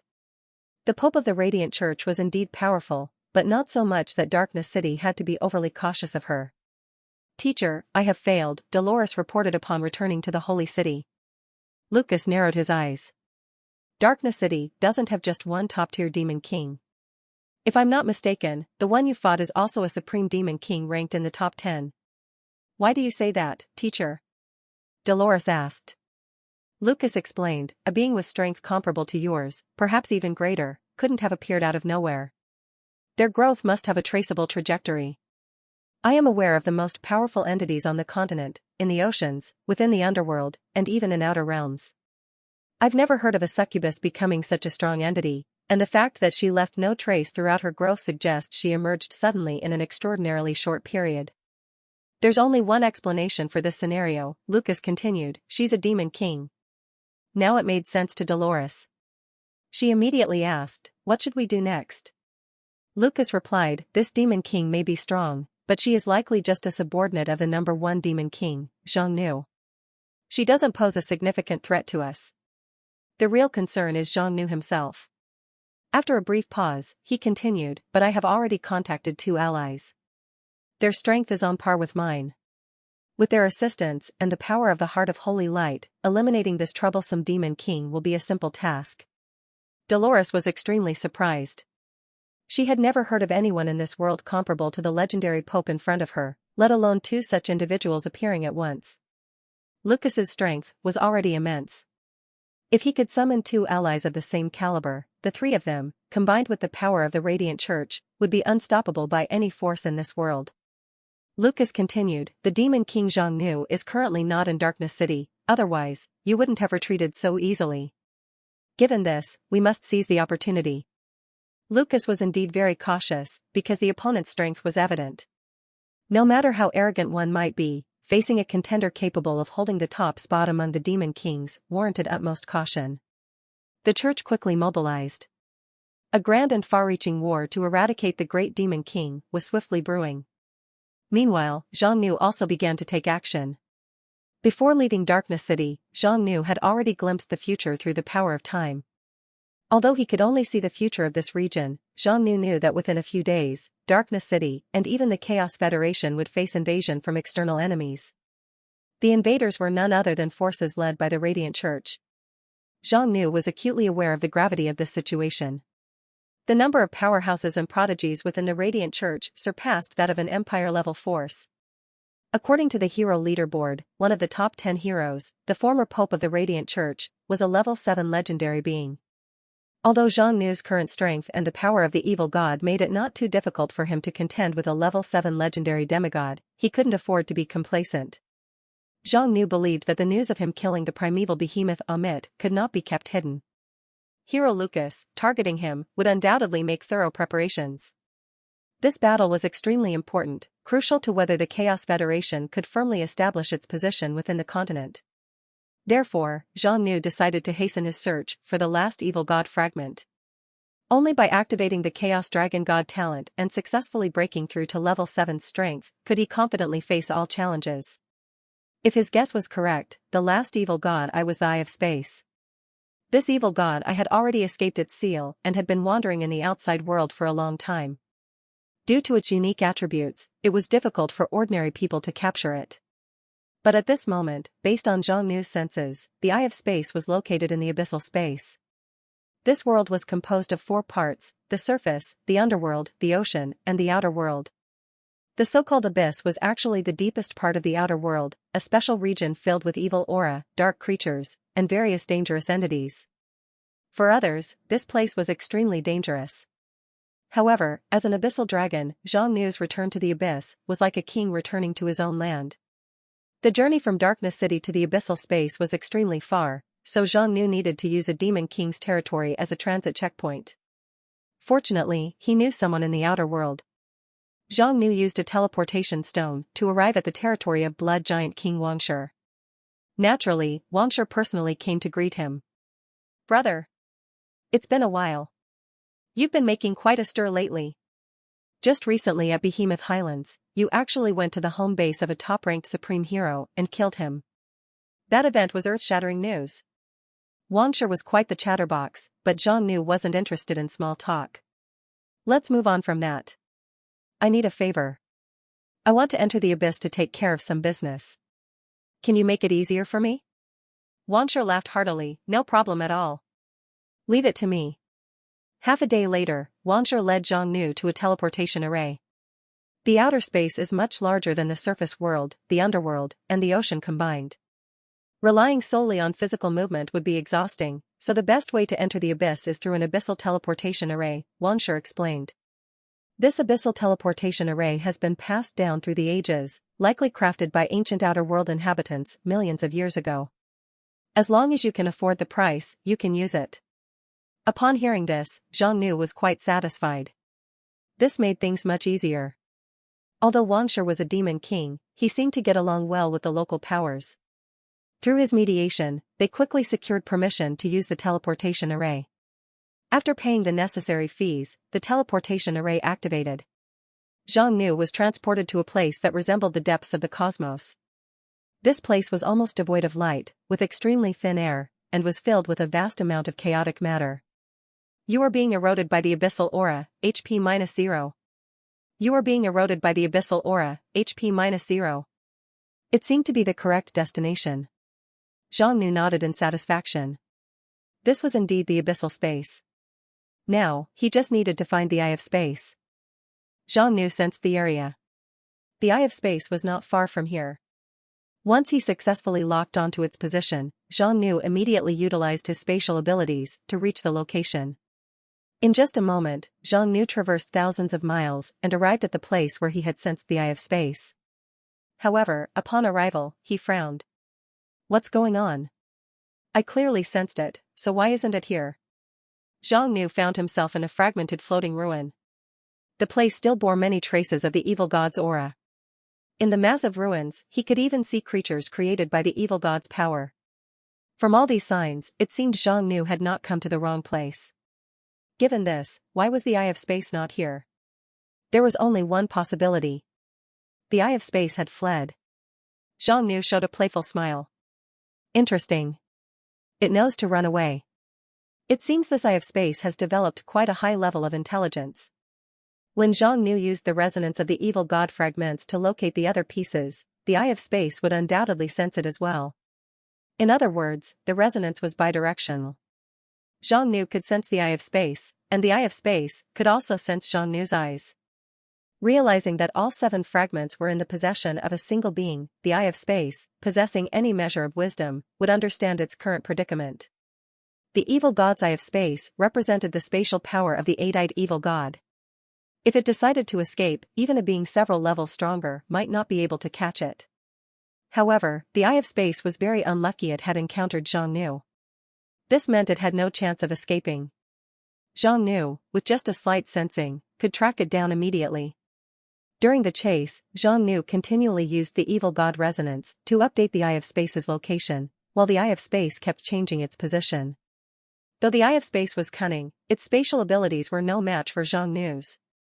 The chase soon reached its conclusion as Zhang Nu teleported to a massive floating island.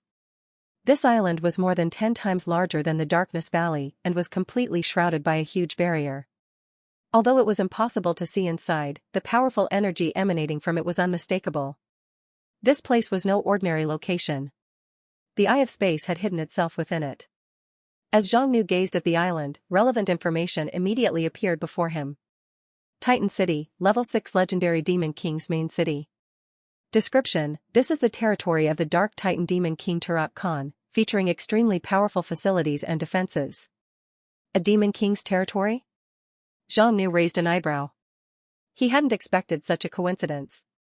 Chasing the Eye of Space had led him straight into another Demon King city, and not just any Demon King. The Dark Titans were a race on par with Abyssal Dragons, sometimes even slightly superior in certain talents and overall abilities. As for this Demon King, Turok Khan, Zhang Nu had seen his name before. When the Demon King rankings first appeared, this Demon King was ranked 8th.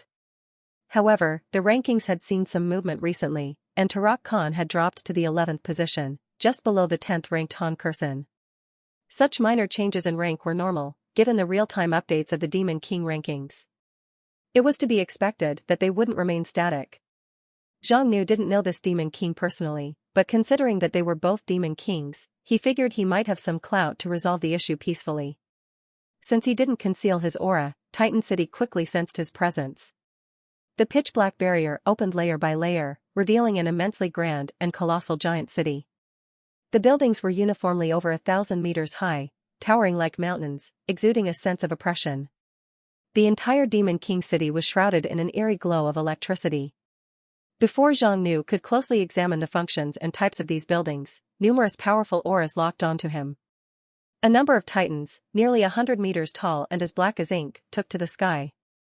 Surrounded by crackling black lightning, they moved with astonishing speed, wielding lightning spears as they swiftly approached Zhang Nu. Within moments, Zhang Nu found himself surrounded. Hundreds of lightning spears forged by the Titan's dark lightning were pointed at him. How dare you invade the great Titan city? Who are you, and what are your intentions? These Titans, all of them at least level 5 overlords, had 5 leaders who were level 6 monarchs. Each Titan had a cold expression, and the black lightning emanating from them was the Dark Titan, Divine Thunder. Its power far surpassed the Abyssal Dragon's Abyssal Thunder, as lightning was the strongest and most common ability among Titans. It seemed their temperaments were not particularly friendly. If Zhang Nu's aura hadn't been so overwhelmingly powerful, causing them unease and fear, they likely would have attacked first without giving him a chance to explain. Facing this situation, Zhang Nu calmly responded, "I have no intention of invading. I was merely tracking something and accidentally ended up here. I wish to meet your lord." A Titan King shouted, "Who do you think you are? Our master is not someone you can have an audience with just because you wish to." Zhang Nu's eyes narrowed slightly. These Titans were clearly not in the mood to negotiate. Just as he was contemplating whether to demonstrate to them a bit of his power, a sudden, overwhelmingly oppressive surge of lightning began to gather from all directions. The lightning carried an aura far more powerful than that of dozens or even hundreds of Titans combined. A level 6 legendary aura. Only a Demon King could command such power here. As the Dark Titan Divine Thunder converged like rivers flowing into the sea, a figure emitting a strong presence emerged from the center. By rights, a giant or Titan's strength was often related to their size, but this Titan, who appeared, was not as tall as the others, standing only about a fifth of the height of an ordinary Dark Titan. Nevertheless, this still made him several dozen meters tall. This figure was none other than Turok Khan, ranked 11th on the Demon King leaderboard, just surpassed by Han Kursin. Zhang Nu speculated that unless the opponent also had the talents of an evil god, the comprehensive strength of this Demon King would be on par with Han Kursin, not posing much of a threat to him. Turok Khan asked, "You don't seem like a hero. Who are you?" Zhang Nu replied, "I am Zhang Nu, the Demon King of Darkness City." Upon hearing this name, the Titan Demon King's expression changed dramatically. Zhang Nu, the #1 Demon King. Turok's expression grew serious, a peculiar gleam flashing in his eyes. He coldly asked, "What are your intentions here?" Zhang Nu got straight to the point, "I am tracking something extremely important to me. It's currently hiding in your territory. I hope you can allow me access, and I will certainly offer something in return." Hearing this, Turok burst into laughter. "This is my territory. Do you think you can just come and go as you please without regard for me?" Zhang Nu replied calmly, "If I truly didn't respect you, there would be no need for this conversation." Turok was furious. Although Zhang Nu's words were honest, they sounded like a challenge to him. Despite not ranking as high as Zhang Nu, Turok was still a top-tier Demon King, enjoying significant influence and close ties with many factions in his region. He couldn't swallow this insult easily. "Here, in my domain, anything within it belongs to me." Turok, calming himself, said, "If you want to enter and retrieve what you seek, that's possible. But first, you must pay a purchase fee of 10 billion gold." Zhang Nu chuckled, "It seems you don't want to negotiate." Turok scoffed, "I've already named a very reasonable price. Whether you can afford it is not my concern. If you lack the ability to pay, that's your problem, not mine." Zhang Nu shook his head. He initially intended to resolve the issue through proper communication and peaceful means.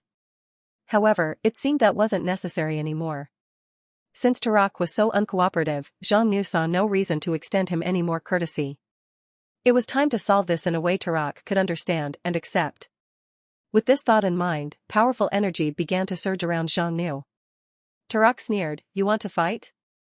In my territory? You're audacious. Let me show you just how foolish you are." Turok's refusal to give the #1 Demon King any respect stemmed not only from his confidence in his own strength, but also from his desire to capture Zhang Nu. If he could sell Zhang Nu to the heroes or extract value from him in various ways, the benefits would be enormous. He might even take Zhang Nu's place as the top Demon King. Turok was not ignorant of recent events. He knew that just a few days ago, Zhang Nu had gone to Behemoth Highlands and, on the enemy's turf, successfully killed the powerful hero Amit. According to public information, Amit was also a level 6 legend. Despite this, Turok was not reckless. He dared to take action mainly due to his advantageous position. Unlike the heroes, a top-tier Demon King's domain was filled with buildings of magical power, facilities for attack, defense, and support, all of which could be directly connected to the Demon King. Titan City had countless offensive and defensive structures, as well as numerous support and enhancement facilities. This home field advantage was something heroes could never possess. Moreover, Turok had many powerful subordinates. Besides the mighty warriors of his own race, he had numerous allied elites and top fighters sent by collaborating factions. The allied forces included 2 level 6 mythics, 4 level 6 monarchs, and a considerable stationed army from allied races. His own tribe boasted 1 level 6 mythic, 4 level 6 monarchs, and many level 5 monarchs. Such strength was formidable even by Abyssal standards. Given these circumstances, there was no reason for him to lose. Turok unleashed thousands of Dark Titan Divine Thunderbolts, which rained down on Zhang Nu like a torrential storm. "Let's see what makes you the #1 Demon King." Zhang Nu, facing a full-strength attack from an opponent of equal rank and a race just as powerful as his own, remained unfazed. He immediately activated his Abyssal scales. In the next second, the scales on Zhang Nu's body turned pitch black, like the depths of night. Simultaneously, he activated his Abyssal Devouring talent. No matter if it was Turok or the other Dark Titans, all their attacks vanished upon contact with Zhang Nu, as if absorbed into nothingness. Zhang Nu effortlessly absorbed the terrifying force, which could easily destroy a city, and then released it back as a black laser beam aimed at Turok. All of this happened in an instant. Turok was forced back several hundred meters, suffering significant damage, and his expression grew even more serious. However, at that moment, a light emanated from an altar within Titan City. The light instantly healed Turok's wounds, making them vanish without a trace, as if he had never been injured. Everyone attack together. Concentrate your fire. His defense may be high, but he can't withstand our combined assault. Turok once again gathered his power, while hundreds of Dark Titans, tens of thousands of Demon King followers, and various high-level offensive structures launched a massive attack. The overwhelming offensive force, like a tsunami, surged towards Xiongnu.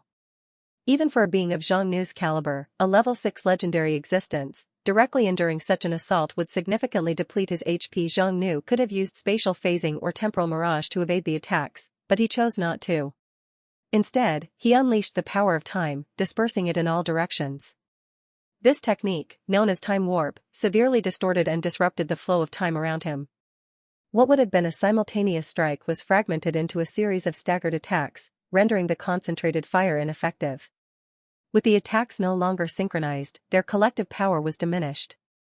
Xiongnu absorbed the dispersed energy and condensed it into a massive sword. This sword was a fusion of the energies from Turok, the hundreds of Dark Titans, the thousands of Demon King followers, and various offensive attacks.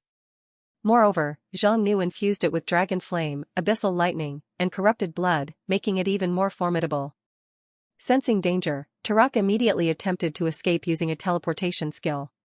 In the next instant, Xiongnu tore through the space in front of him, and the devastating sword emerged from the void before Turok. Xiongnu swung the sword at Turok's back, but it pierced him from the front, slicing through the Dark Titan Demon King's invulnerable body as easily as a hot knife through butter, cutting him in half. However, just as it seemed the battle was decided, it was far from over. Turok activated a special ability from one of the structures within his territory.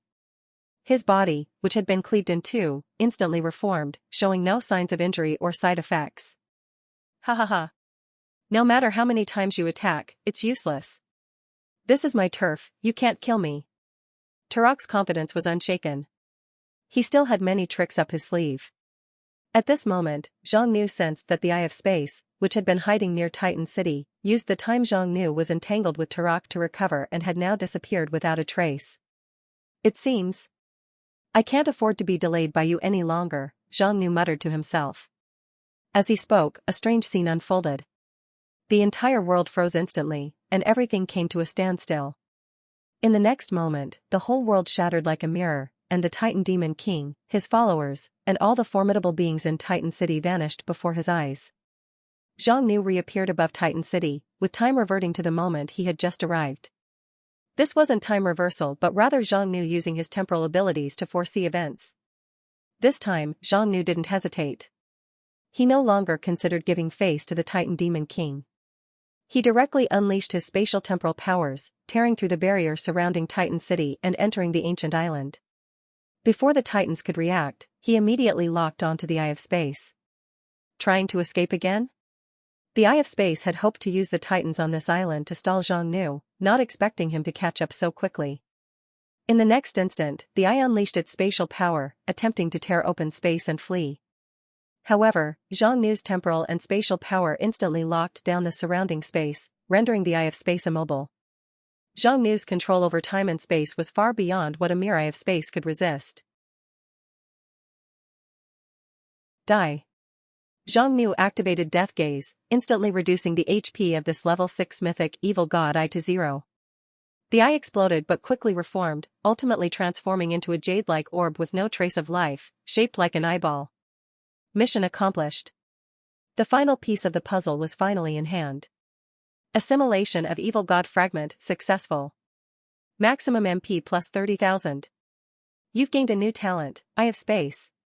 Your Eye of Space has resonated with the Eye of Wraith, Eye of Element, Eye of Destruction, Eye of Time, Eye of Regeneration, Eye of Domination, and Eye of Death. Ability Strength of the 8 Evil God Eyes plus 100%, Evil God Power plus 100%, Maximum HP plus 30,000, Maximum MP plus 30,000, All Stats plus 1,000. The moment Xiongnu absorbed the Eye of Space, he could clearly feel the 8 evil god fragments within him undergoing an indescribable, peculiar transformation. 8 different types of powers were almost perfectly merging together, Like 8 pieces of a puzzle forming a complete picture, these originally independent entities had fused completely. Ultimately, they transformed. This wasn't a simple arithmetic addition of 7 plus 1 equaling 8. The moment all 8 evil god eyes were collected, Zhang Nu could distinctly feel a profound impact and change in his very life essence. This was a qualitative leap. With the 8 evil god eyes fused into one, the 8 types of evil god power no longer remained separate. They combined to form an extremely powerful and unique force of evil, which began to condense within him into a mysterious aura that surpassed the ordinary limits of mortal beings. If his guess was correct, this mysterious aura was divine in nature, a godhood unique to this evil god.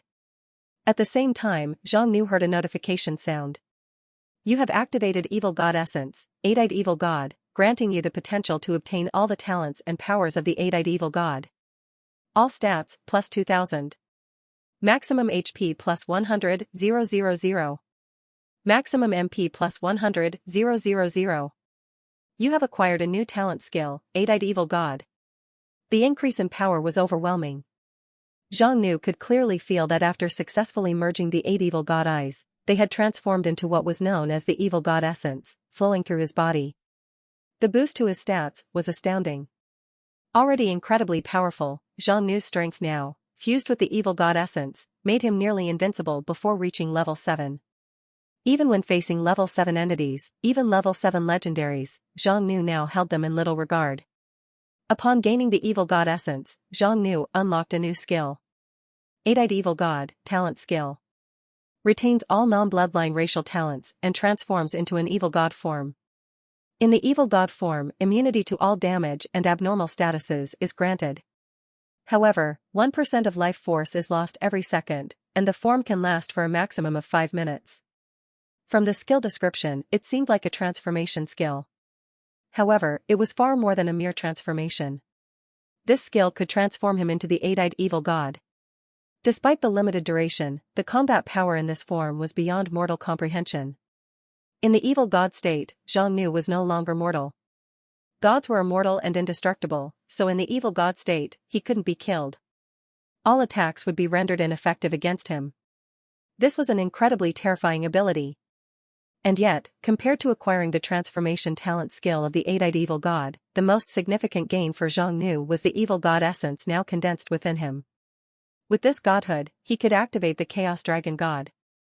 Zhang Nu had traveled this far with precisely this ultimate goal in mind. However, before he could thoroughly examine the godhood essence, he suddenly sensed powerful auras closing in. Zhang Nu didn't need to guess, it was the Dark Titan Demon King, Turok, who had discovered his presence again.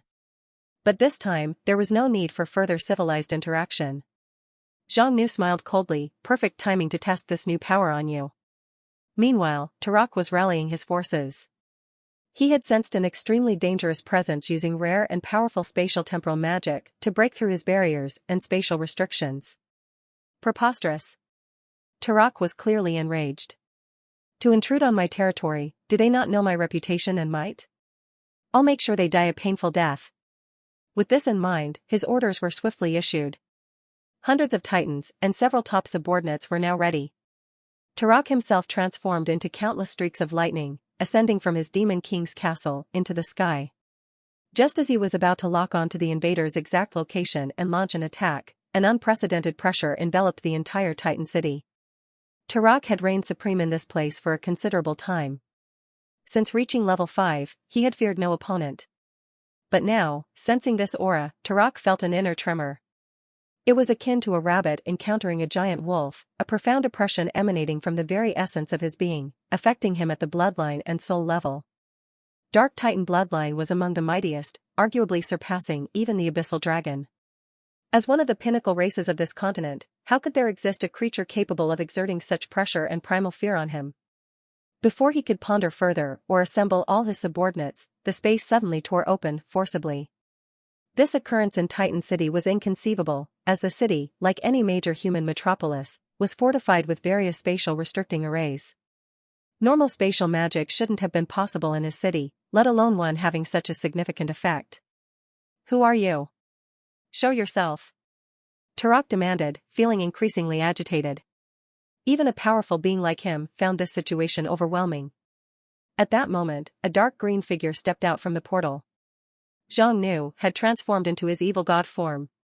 Upon seeing Zhang Nu's current state, Tarak gasped in shock. "What, are you?" Tarak stammered in disbelief. "We have no quarrel or grudge. Why must you confront me?" "No quarrel?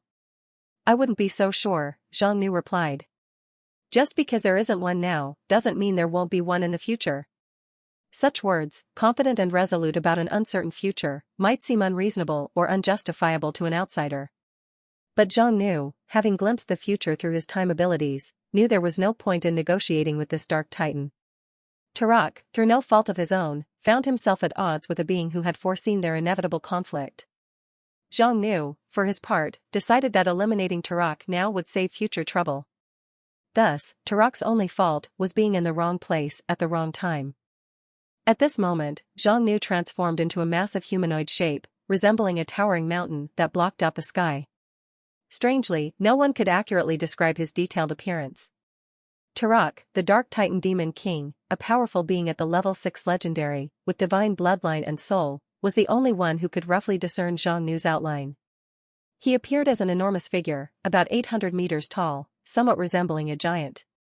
His body seemed to be covered in scales, but the size, shape, and color of these scales, as well as the features of this demon god, were unstable. It might sound contradictory, but Tarak couldn't use any words to describe this monstrous entity before him. This being was unlike anything within his realm of understanding, indescribable and unfathomable. It was as if there was a glitch in the program every moment. The aura, shape, and every detail of this monster changed. Different people might see entirely different forms of this entity at the same time. 1,000 faces, 1,000 forms, indescribable. The reason for this phenomenon was that they were now facing a true god, one representing chaos and unpredictability, an evil god of chaos and evil. Unless one reached the level of a god themselves, it was impossible to see the true form of such a being. Even if the evil god stood right before them, it would remain beyond comprehension because the evil god itself was the epitome of indescribable and unfathomable. You gazed upon an evil god, you suffer mental corruption. HP -500. You gazed upon an evil god, you suffer mental corruption. HP -500. You gazed upon an evil god, you suffer mental corruption. HP -500. As Tarak communicated with Zhang Nu, just by gazing at this being before him, he felt his HP rapidly draining away. An indescribable force was quickly corroding his vitality. At the same time, he was being observed in return. You were directly gazed upon by an evil god. MP -300, will -10 permanently. You were directly gazed upon by an evil god. MP -300, will -10 permanently. You were directly gazed upon by an evil god. MP -300, will -10 permanently. This was incredibly terrifying. Both of them were clearly doing nothing but merely looking at each other. Yet, even this mutual gaze caused such a significant impact, with even his stats experiencing permanent decline. It was unfathomable and left him feeling bewildered. This situation was obviously not unique to him alone. Tarak, the most powerful entity in this city, struggled to withstand the evil god's gaze and attention. This meant that his subordinates, who were not as strong as he was, were undoubtedly faring much worse. Aha! What is this? No. I don't want to see it, save me. I see eyes, so many eyes. Eyes. In his evil god form, Zhang Nu's immense size made it impossible for the residents of Titan City to miss him. Those with weaker strength and lower mental endurance instantly went mad upon seeing him, unable to withstand the psychic impact brought by the evil god. This is a god. We're all going to die. It's over. We're doomed. Ha ha ha. Let's all die together. The weaker units and low-level combat units, upon seeing Zhang Nu, fell into madness due to the overwhelming psychic shock. The entire Titan City was filled with the sounds of chaos and fighting. Zhang Nu hadn't even begun to act. The evil god aura and psychic energy emanating from him had already caused severe impacts on these people, driving them into complete madness. Tarak had never encountered such a terrifying existence. Even without taking any actions, Zhang Nu's mere presence could affect tens of thousands, even millions of beings. His very existence was synonymous with chaos and destruction. Kill it. Hurry up and take him down. Turok realized that against such a monster, they had to destroy or drive him away immediately. Otherwise, even if this creature did nothing, the city he painstakingly built would be doomed. Thus, Turok personally joined the fight. Hundreds and thousands of Titans, along with the powerful subordinates under the Titan Demon King, still retained their sanity due to their immense strength, temporarily resisting the evil god's aura and psychic corruption. In the blink of an eye, thousands of Titan Divine Thunders, top-tier magic attacks, and powerful defensive structures launched a concentrated assault on Xiongnu. -0. -0. -0. In his evil god state, Xiongnu was immune to all damage. As long as his power didn't deplete, he would not fall. Gods are immortal and indestructible. Mortal attacks, magic, and methods could not inflict even the slightest harm on a deity. Basking in the storm of attacks, Xiongnu felt no threat at all. Is this what it feels like to be a god? To be this powerful? For the first time, Xiongnu felt an overwhelming sense of invincibility, as if he could manipulate any power and regard all beings as mere ants. This was absolute power, and undeniable supremacy in the hierarchy of life. Even though Turok was a formidable level 6 legendary entity, with talents and bloodlines even stronger than those of the previously defeated Amit, it meant nothing to Xiongnu. To Xiongnu, all beings beneath a god were insignificant. As long as Turok had not attained godhood, he could not harm Xiongnu in his evil god form. You overestimate yourself, you insignificant ants. Xiongnu taunted, his voice imbued with the maddening chaos of the evil god's aura. Everyone who heard his voice was greatly affected. Simultaneously, Xiongnu summoned the Abyssal Divine Thunder. Countless crimson bolts of lightning erupted from his body. The effect of these lightning strikes in his evil god state was vastly different from when he was in dragon form. At this moment, each bolt was infused with an intense concentration of the evil god's aura. Not only was this attack 10 times stronger than in his normal state, but even if it didn't kill its target instantly, it would inflict unbearable damage. The evil god's aura would severely affect both the body and soul. In an instant, the entire Titan city was engulfed in the surging lightning. Buildings, swept by this terrifying force, were pierced through and utterly demolished, as if a flood had ravaged them. As for the residents of Titan City, they stood no chance. Those struck by the lightning were instantly turned to ashes. Even the stronger individuals who survived the initial strike fell into madness and grotesque mutation, ultimately losing their minds and attacking their comrades. Too powerful. What kind of strength is this? Could this creature really be just a level 6 legend?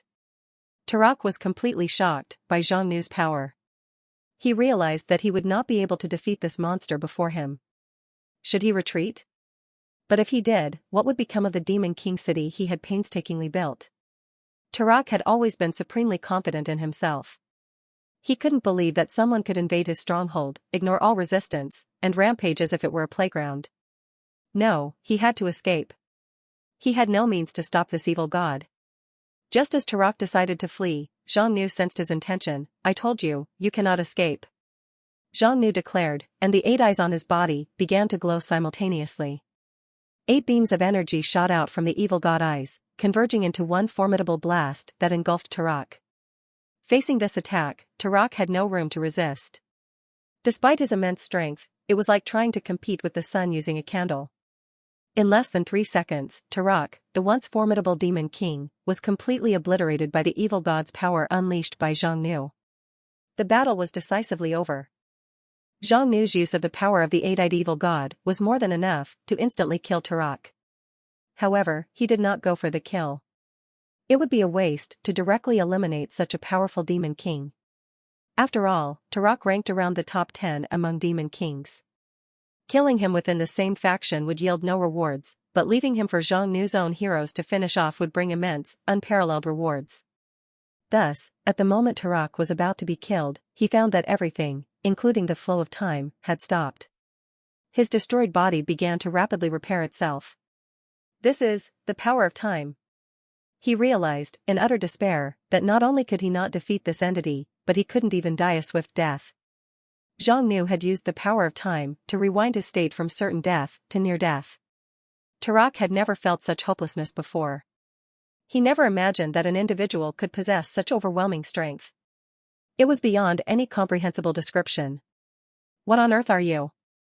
Although he knew he was doomed, he at least wanted to understand what kind of entity he was up against. He activated an S-rank insight skill, hoping to glean detailed information about Zhang Nu. Abyssal Dragon, 8-eyed Evil God Transformation, Level 6 Divine Unit, HP, MP? Despite his Level 6 Legendary Titan strength and the powerful effects of his S-rank insight skill, the information Turok could see was extremely limited. He could only discern Zhang Nu's race, state, and level. Level 6. Divine Unit. Turok had never imagined that a divine unit could exist in this world. The fact that the number 1 Demon King was a divine unit was simply unbelievable and explained why Zhang Nu was so overwhelmingly powerful. Previously, the Dark Titan Demon King had always believed that even if he wasn't the strongest being in the world, he was certainly among the top few. He thought that only a handful of beings were qualified to challenge him.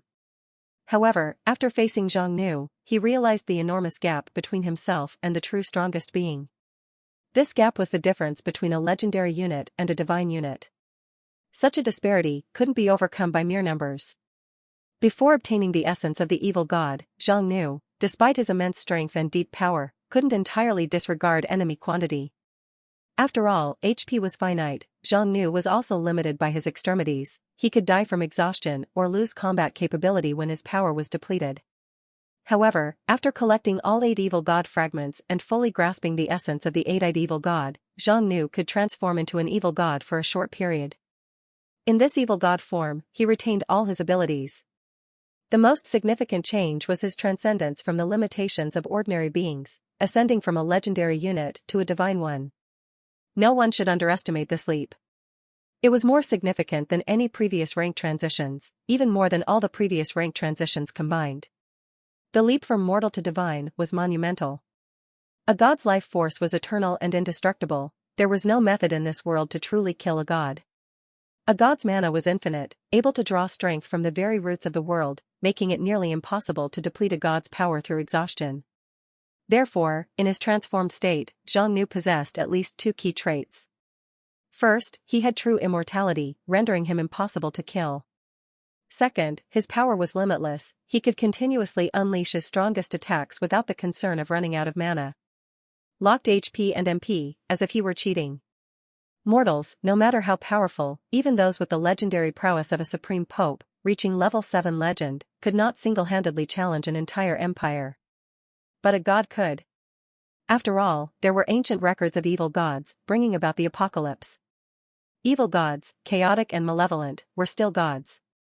Throughout history, sealing an evil god required the combined efforts of at least 5 empire-level forces, mobilizing millions of elite warriors and all their strongest champions to restrain the god. With the aid of specific supreme artifacts, they could separate the god's godhood to dismantle its immortality. However, this method essentially only sealed the evil god. Once the fragments of the evil god reunited, the evil god would be instantly resurrected. Zhang Nu had fully awakened and stolen the power of an evil god. Although he could not yet fully wield all the power of an evil god in his current state, the power he possessed was more than sufficient to deal with a mere Demon King city. Half a day later, the battle at Titan City had settled. The Titan Demon King had been sealed by Zhang Nu using the power of the evil god and imprisoned in his divine realm. Despite the destruction of most of the city's infrastructure, a considerable number of giants had survived. However, these surviving giants had undergone significant transformations. For instance, one dark titan was now covered in black scales, with black bone spurs protruding from its body. In addition to its 2 normal eyes, it had 3 pairs of eyes arranged side by side on its chest and abdomen, totaling 8 eyes. From their appearance, they were no longer titans, but classic monstrosity minions of the evil god. Zhang Nu had used the power of the evil god to corrupt the entire Titan city. The weaker units had mutated into completely insane, mindless evil god monsters. Stronger beings had also been corrupted and influenced by the evil god, undergoing irreversible physical and spiritual distortions, ultimately being transformed into minions of the evil god. As minions, they fell under Zhang Nu's control. These titans and giant units, already formidable, had become even more powerful after being infused with the vast power of the evil god. Titan City was valuable to Zhang Nu, so he had corrupted these titans. He planned to take control of the city and develop it into a stronghold in the abyss. That's about it. I should head back, Zhang Nu said, having accomplished his goal. He didn't linger in the Abyssal world and activated the teleportation stone, returning to the main hall of the Darkness City. Zhang Nu had only been gone for 2 days. Zhang San and Li Si reported the recent events to him. Upon learning about the conflict between Han Kursan and Ophelia with the Radiant Pope at the cathedral, Zhang Nu merely let out a cold scoff. He immediately knew who was behind it: Lucas, the former Radiant Pope. Zhang Nu promptly utilized the power of time to predict the upcoming events. From his predictions, he saw that Lucas would soon lead a coalition army to attack the Demon King. This coalition would be extraordinarily powerful, with several immensely strong heroes besides Lucas, and many potent trump cards. One of these trump cards was the Radiant Church's core artifact, the Heart of Holy Light, which possessed tremendous power and was the only thing that could pose a threat to Zhang Nu in his evil god state. After all, only something of divine proportions could combat a divine entity. Although none of these events had transpired yet, Zhang Nu clearly saw them in his vision. He hadn't anticipated the Radiant Church having such a powerful artifact capable of opposing an evil god. Fortunately, he had foreseen this intelligence, otherwise, facing it unprepared could have resulted in some significant setbacks. This made it clear that although Zhang Nu had become almost invincible to all the world's heroes, these top-tier heroes still had some cards to play. It's always wise to be cautious. Zhang Nu decided to proceed with his breakthrough. To prepare, he summoned Han Kursan. When Han Kursan learned of Zhang Nu's plan, she was both excited and thrilled. You've gathered all the materials needed for the breakthrough? Does this mean you can immediately ascend to level 7? Zhang Nu nodded. Yes, I've met the conditions to reach level 7. However, transitioning from level 6 to level 7 is an immense transformation. I anticipate this process will take some time. Han Kursan asked, how long do you think it will take? Zhang Nu estimated, around 7 days. But according to my calculations and predictions, the Radiant Church's forces will arrive near the Chaos Forest in about 5 to 6 days. Han Kursan nodded. Go ahead and focus on your breakthrough. I'll hold them off. With the current strength of the Chaos Federation, we should be able to handle the Radiant Church. Zhang Nu shook his head. No, you mustn't underestimate them. The Radiant Church is not that simple. He then shared his visions with Han Kursan. After witnessing the scale of the hero coalition and the demon-slaying army, Han Kursan was deeply shocked. I didn't expect Lucas to be able to muster such a force. Zhang Nu said, even with our current power, dealing with their assembled forces will come at a significant cost. So, until I return, your task is to hold the line. I will grant you the highest authority. Han Kursan thought for a moment and then nodded firmly. If it's just a matter of maintaining defense, with our capabilities, it shouldn't be a problem. After making the necessary arrangements, Zhang Nu wasted no time and began his breakthrough. The Darkness City had an extensive reserve of souls, allowing Zhang Nu to easily gather 1 million soul points. You've activated the level 6 talent Chaos Dragon God. You've activated all level 6 talents, meeting the conditions for advancement. Congratulations on reaching the highest tier strength in this world. You are about to advance to a Divine Class unit. You will need 7 days to complete the ascension. Zhang Nu activated his final talent. This activation meant that Zhang Nu was on the verge of advancing from a level 6 unit to a level 7 unit. Moreover, by consuming the essence and godhood of the evil god, Zhang Nu had activated the Chaos Dragon God. This breakthrough would propel him from a level 6 legend directly to a level 7 divine. In other words, after this advancement, Zhang Nu would directly ascend to godhood.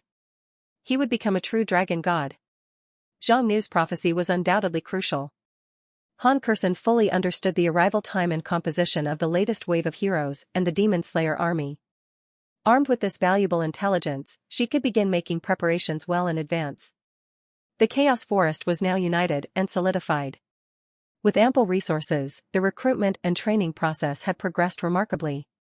Currently, the Abyssal Dragon Legion boasted a total strength of around 8,000 true dragons, with 800 Dragon Elders, 50 level 5 Dragon Kings, and 20 level 6 Dragon Kings.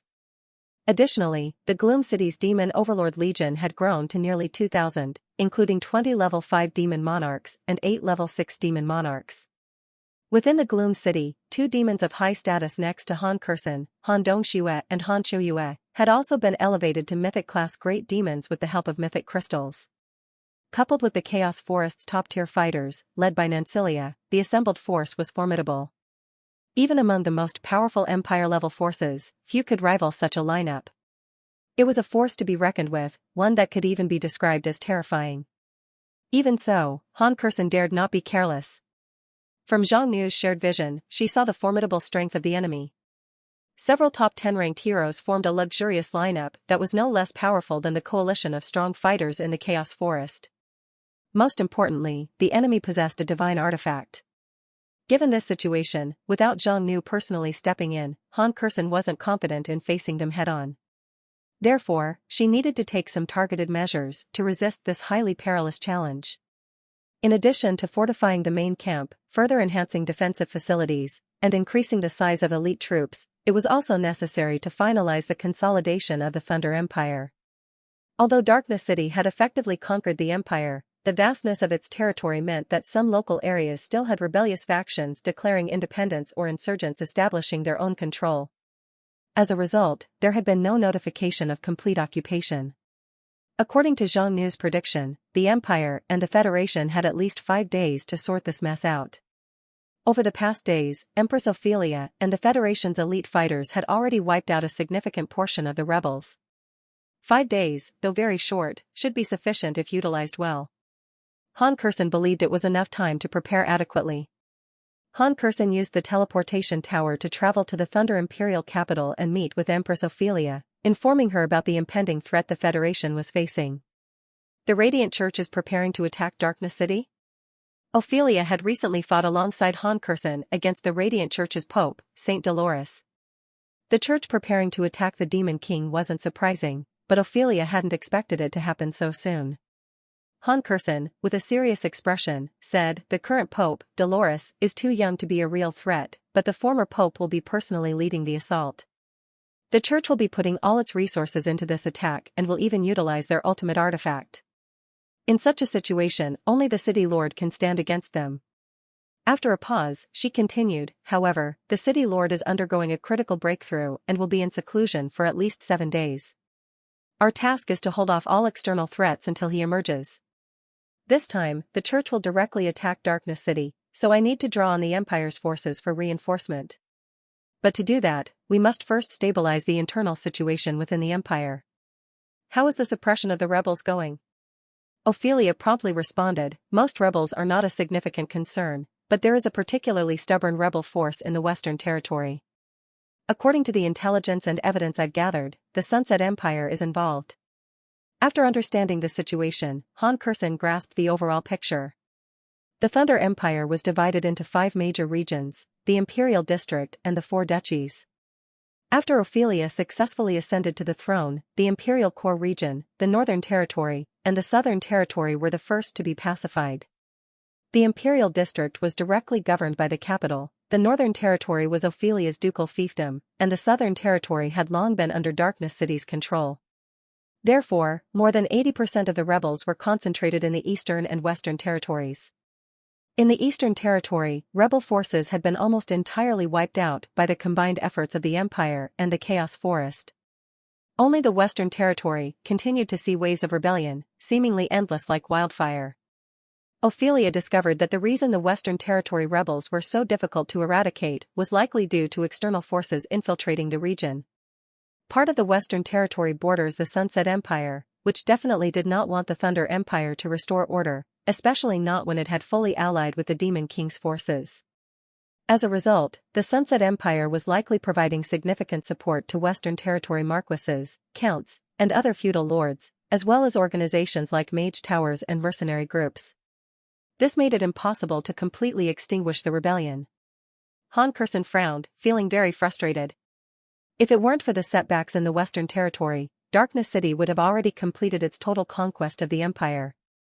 Ophelia quickly said, "I've already mobilized the Empire's intelligence agencies. I believe it won't take long to locate the masterminds behind this. There's no time. I'll head there personally." Han Kursen made a decisive choice. The Empire had teleportation stations in the main cities of the 4 duchies. Han Kursen issued her orders, and within an hour, Han Qiuyue and Han Dongxue, 2 mythic-class demons, arrived along with 8 high-level demon monarchs from the succubus race and over 1,000 level 5 greater demons. Han Kursen led this demonic force to teleport to the main city of the Western Territory. Using the Draconian priest's teleportation barrier, she quickly deployed her subordinates. When it came to gathering intelligence, succubi, with their abilities in manipulation, mind-reading, bewitching, and charming, were absolutely effective. In reality, it wasn't that difficult to investigate. The Sunset Empire was simply supporting local old nobility, using their resources and influence to incite trouble. With this in mind, they just needed to capture more nobles and use psychic techniques to forcibly extract information from their minds. After compiling various pieces of intelligence, Han Kursen quickly uncovered the mastermind's plans, identities, and locations.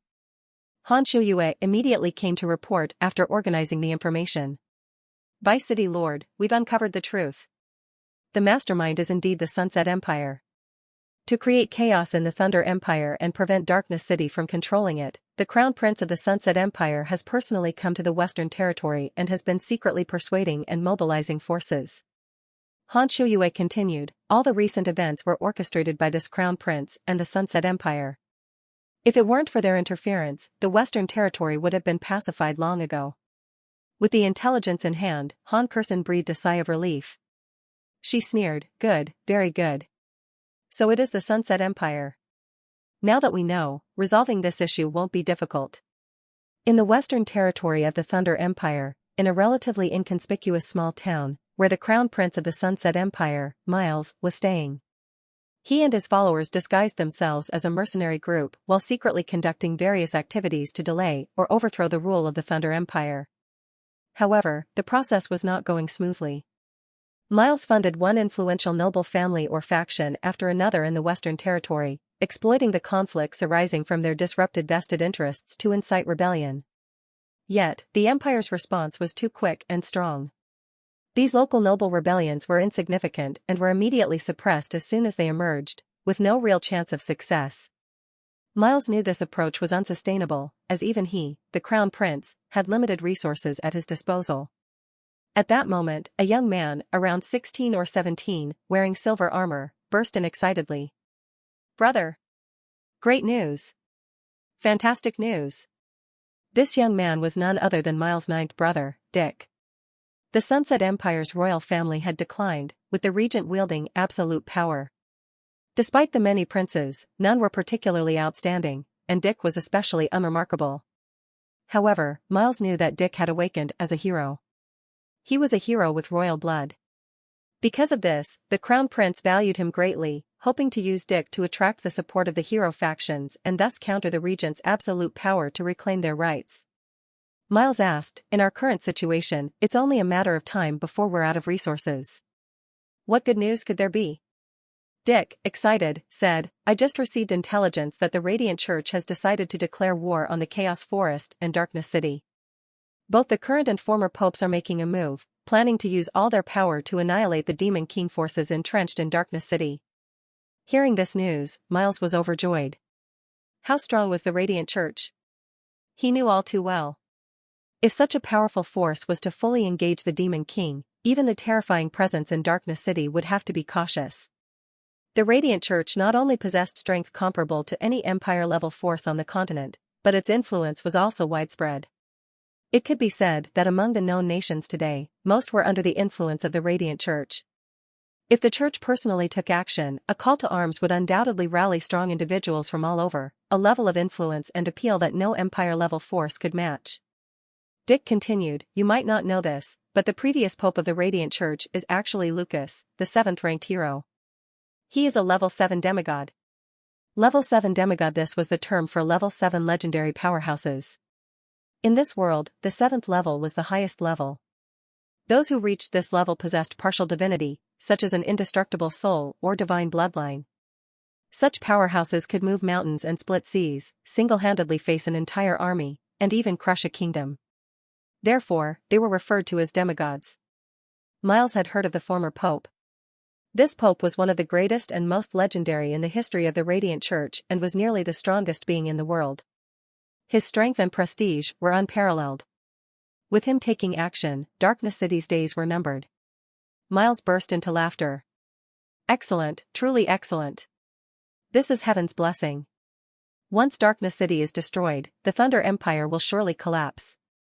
At that time, the greatest beneficiary will be our Sunset Empire. Dick added, that's right, brother. With your foresight, once Darkness City falls, at least the entire western region of the Thunder Empire will come under your control. Then, you can definitely eliminate the Regent King. Both of them were excited, feeling like they had finally seen the light at the end of the tunnel. But just then, a charming, magnetic female voice with a teasing tone said, in such broad daylight, you two are really having a delightful dream. Hearing this, the two princes were shocked. Although this place was just an inconspicuous mercenary base, it was surrounded by Sunset Empire's top warriors and was heavily guarded with various wards and restrictions. Who could possess such skills to appear here silently? When Miles looked up, he saw a tall, stunningly beautiful succubus sitting on the roof of a nearby building, gazing at them as if they were fools. Who are you? Miles asked angrily, frowning. Dick drew his sword, preparing to attack. The succubus said calmly, I am Han Curson, Prime Minister of the Chaos Federation and Vice Lord of Darkness City. Hearing this, Dick, who was about to strike, was shocked. You're Han Curson, ranked 10th on the Demon King leaderboard, and you serve Zhang Nu? What did this mean? Being ranked 10th on the Demon King leaderboard meant having at least the power of a level 6 legend. Although Dick was a royal-born hero, his strength was not particularly impressive. Currently, he was only level 5 overlord, which was insignificant in front of this powerful Demon King. Guards! Come quickly! Dick immediately shouted at the top of his lungs. But eerily, the surroundings remained as silent as the grave, none of the hidden guards they had arranged emerged. Han Curson shook her head. Don't waste your breath. While you were daydreaming just now, I dealt with all the riffraff around here. Impossible. The two princes fell into unprecedented shock and despair. Among the guards they had stationed nearby, more than 10 were level 6, including even a level 6 monarch. With such a lineup, even if they couldn't defeat the opponent, they shouldn't have been silently taken out. Realizing he was no match for Han Curson, Dick quickly said, What do you want? We can negotiate. What I want, you can't give. Han Curson shook her head. I have no interest in talking to small fry. Miles, kill him. In the next moment, a massive sword chi slashed from behind, striking Dick. He didn't react in time. As he fell, he saw his other half gushing blood like a fountain, and the one who had killed him was none other than the crown prince he had been supporting, Miles. How could this be? Though fatally wounded, Dick didn't die immediately. He saw Miles walk past him naturally, then kneel before the succubus queen, bowing respectfully. I offer you my highest respect, my master. Han Curson nodded in satisfaction. Ever since becoming a legend, her permanent charm ability had grown significantly stronger. Previously, using this ability required a high cost and had a long cooldown time. But now, things were different. She could control it more precisely, using more power for stronger targets and less for weaker ones. This not only improved the effectiveness, but also reduced side effects and risks, shortening the cooldown period considerably. The Sunset Empire Crown Prince, Miles, was a level 6 monarch, yet Han Curson had only used less than a fifth of her power to complete the mind control. The ability would be ready again in less than 20 hours. Han Curson said, Your status is very useful to Darkness City. From today onwards, you will be my pawn in the Sunset Empire. I will support you in ascending to become the Emperor of the Sunset Empire. Miles gratefully cowed out again, Thank you, my master. You don't need to call me master. I am the Vice City Lord of Darkness City. Just call me Vice Lord, Han Curson replied. She then jumped down and continued, Now, hand over all the information and contacts of the rebel factions you've been secretly communicating with. Miles quickly responded, Yes, I dare not deceive you, Vice Lord. Following that, the Crown Prince meticulously provided all the details about the rebels and the forces preparing for an uprising in the western territory of the Thunder Empire. Dick's consciousness grew increasingly blurry. In his final moments, all he felt was fear. He knew exactly what kind of person Crown Prince Miles was: patient, determined, and highly ambitious. Yet, such a person had been completely manipulated by Demon King Han Curson. Terrifying. Absolutely terrifying. If the Vice Lord of Darkness City was this powerful, how much more terrifying must the true Demon King of Darkness City be? Han Curson gently clapped her hands, and the next second, two figures appeared beside her, two stunning demon beauties. They were none other than Han Kursen's direct subordinates, the mythic class demons Han Qiuyue and Han Dongxue. Han Kursen asked, "Did you hear and remember everything clearly?" "Go." "Yes. Give us 2 days, and not a single rebel will be left." The two mythic demons received their orders and immediately vanished in 2 flashes of light.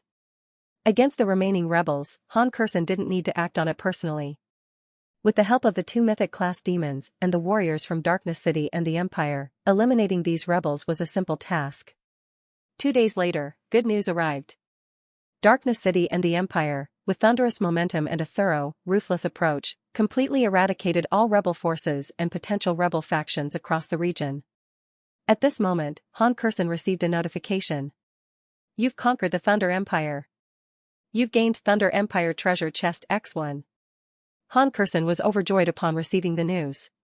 She hadn't expected to complete the conquest of the Empire so swiftly, right after resolving the issues in the Western territories.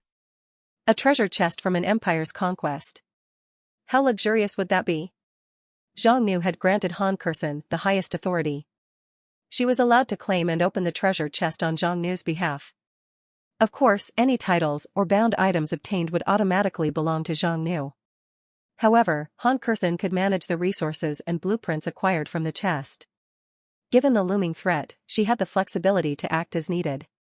Han Kursen had achieved her goal ahead of schedule. She successfully completed the integration of the Thunder Empire before the enemy's arrival. This meant she could mobilize the Empire's elite warriors and utilize the abundant resources to further strengthen Darkness City's foundation and power.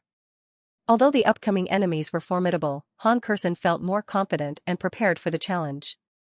Conquering an Empire-level force by a Demon King was unprecedented. This was the first time it had ever happened. Although it was mainly Zhang Nu's work, Han Kursen, as the second-in-command of Darkness City, had contributed her fair share. With Zhang Nu's permission, she opened the Empire chest on his behalf. "You've opened the Thunder Empire treasure chest. You've activated the title, Thunder Demon Emperor. You've gained Gold X 80 billion, Blueprint, Demon King's Reincarnation Tower X1, Blueprint, Demon King's Heavenly Altar X1, Blueprint, Demon King's Eternal World, Level 6 Special Building Upgrade Scroll X1, Level 5 Special Building Upgrade Scroll X20, Level 5 Building Upgrade Scroll X100, 13 Elemental Gems X 4 million each, Tome of the Demon King X1. 80 billion gold. Over 50 million gems. Dozens, even hundreds of building upgrade scrolls. Han Kursen was utterly stunned by the sheer magnitude of these rewards. Besides the ludicrous amount of resources, the reward included 3 special blueprints and an item that appeared to be equipment. Her attention was immediately drawn to this piece of equipment, as it emitted an incredibly powerful aura. It looked like a tome, ancient and unadorned, seemingly carved from a thick slab of stone. Despite its plain appearance, it exuded an aura far stronger than any epic-grade equipment she had ever seen. This item was definitely extraordinary. Han Kursen took out the tome. Tome of the Demon King, divine grade item, exclusive to Demon Kings. For stats, plus 5,000, MP plus 100,000, HP plus 100,000, recovery effects, plus 500%. Provides the ability to cast spells from 13 different schools up to S rank and bestows the Demon King with the ability to create resources. A divine grade item. Han Kursen was astonished. The moment she held the item, she felt a tremendous surge in her power. The temporary boost in various stats and skills was enough to elevate her from a level 6 legendary Demon King to a top-tier legendary entity. This was beyond powerful. She had never seen anything like it. However, the Tome of the Demon King wasn't strictly an item, it was more of an auxiliary tool. Divine-grade items were incredibly rare, each with the power to transform the ordinary into the extraordinary. The unique qualities of this tome made it one of a kind. Apart from being a potent item, the Tome of the Demon King could also create mountains, plains, lakes, and mines out of thin air. Essentially, it could alter the landscape to generate resources. This ability had significant implications for a territory. In theory, as long as there was enough MP, Zhang Nu could elevate an unreachable underground gold mine to the surface, transforming it into a vast open-pit mine. Additionally, he could create forests, gather spiritual energy to form spirit fields, rivers, and lakes out of thin air. This meant that with sufficient MP, the Chaos Federation would never have to worry about resource shortages. Han Kurson then examined the 3 special blueprints obtained from the treasure chest, the Reincarnation Tower, the Heavenly Altar, and the Eternal World. Although she couldn't determine their exact functions before construction, the brief descriptions and information provided indicated their extraordinary nature. First was the Reincarnation Tower. This blueprint could only be utilized by demon kings who had reached level 6 or above and was exclusively obtainable from treasure chests of conquered empire-level forces. In other words, only those who successfully conquered an empire could acquire this special blueprint. The Reincarnation Tower had a unique function. When a demon king grew tired of their current world or had exhausted all possibilities, they could use the Reincarnation Tower to reincarnate into another world.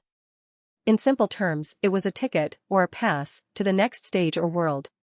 Only demon kings who had conquered empires could obtain the key to the next level of the game or world. Even if a player entered a new world, the achievements from the current world would not disappear. Players could return to this world through death or other means, retaining the territories and abilities acquired here. So far, only the Darkness City had the capability to build a Reincarnation Tower, and only the Demon King of the Darkness City possessed the potential to explore new worlds. As for the other 2 blueprints, the Heavenly Altar was likely an extremely special type of altar, while the Eternal World seemed to involve creating a resource-rich, material world exclusively for Darkness City. However, the specific details would only become clear after their construction. Compared to these blueprints, Han Kurson was currently more interested in the Level 6 Special Building Upgrade Scroll obtained from the treasure chest. A Level 6 upgrade scroll implied the ability to create a Level 7 building. Han Kurson's first thought was of the World Tree. Among all the buildings in the Chaos Forest, the World Tree was undoubtedly the most comprehensive and cost-effective due to its mysterious and powerful nature. The World Tree was already astonishingly powerful. If it could be upgraded further to level 7, it would become even more formidable. Even if the Church's allied forces arrived, it would be difficult for them to penetrate the Chaos Forest or disrupt its terrain, thanks to the enhanced World Tree. At the same time, in the Castle of Darkness City, Zhang Nu was at a critical breakthrough stage. He had not lost consciousness and could remain clear-headed, even able to communicate with Han Kurson through the player interface. Han Kurson opened the treasure chest with Zhang Nu's permission. Upon opening the chest, Zhang Nu received a new title, Thunder Demon Emperor, similar to his titles Supreme Overlord of Pale Moon and Ruler of Chaos Forest, but even more powerful in its effects. Title: Thunder Demon Emperor, Legendary Title. MP plus 50,000 permanently. HP plus 50,000 permanently. For stats, plus 3,000. When within the boundaries of Thunder Empire, further increase in HP and MP by 50,000, all stats plus 125%, recovery speed plus 500%, regional teleportation is enabled. Under your rule, the resources of the Thunder Empire plus 30%, all citizen stats plus 25%, loyalty of the citizens plus 20%, aging speed minus 20%. You can command the power of the Empire Spirit, greatly enhancing your own or specific target's strength and levels. You may appoint 2 proxy kings within the Empire, who receive a stat bonus plus 25%, HP plus 30,000, aging speed minus 80%, recovery speed plus 80%. The effects were exceptionally strong. The Thunder Empire was vast, and its Empire Spirit was substantial. Moreover, the title itself offered significant stats boosts, greatly enhancing Zhang Nu's power. Of course, at this moment, Zhang Nu was not particularly focused on these details. He had reached the most critical stage of his ascension. If anyone could see Zhang Nu's current state, they would be astonished to find that he no longer had a physical form. The entire Grand Hall of the Darkness City Castle was enveloped in a mass of chaos. This chaos appeared like mist, but was actually a special power formed within the void, completely elusive and indescribable. Zhang Nu's body had disappeared. As he crossed the final threshold and advanced to level 7, Zhang Nu was no longer just an abyssal dragon. He was becoming the Chaos Dragon God. A Chaos Dragon God was born from chaos and had no specific form. During this advancement process, Zhang Nu was reshaping himself to emerge as a new, transcendent dragon entity. Then, he would engage in a decisive battle, sweeping away all potential enemies and ultimately achieving the most complete conquest. The Sunset Empire, Eastern Imperial Fortress. The real power behind the empire, Regent Prince Carlos, was present here with dozens of the empire's most elite ministers and generals. Your Highness. We've confirmed that the Crown Prince and the Ninth Prince have indeed been active in the western territories of the Thunder Empire. They are attempting to destabilize the Thunder Empire and seize control of its western region to strengthen their position against you. Upon hearing this report from his confidant, Prince Carlos looked disdainful. If the Crown Prince were truly capable, how could Carlos have risen step by step to his current position and consolidated his power? The Crown Prince is aware of the plans of the Radiant Church.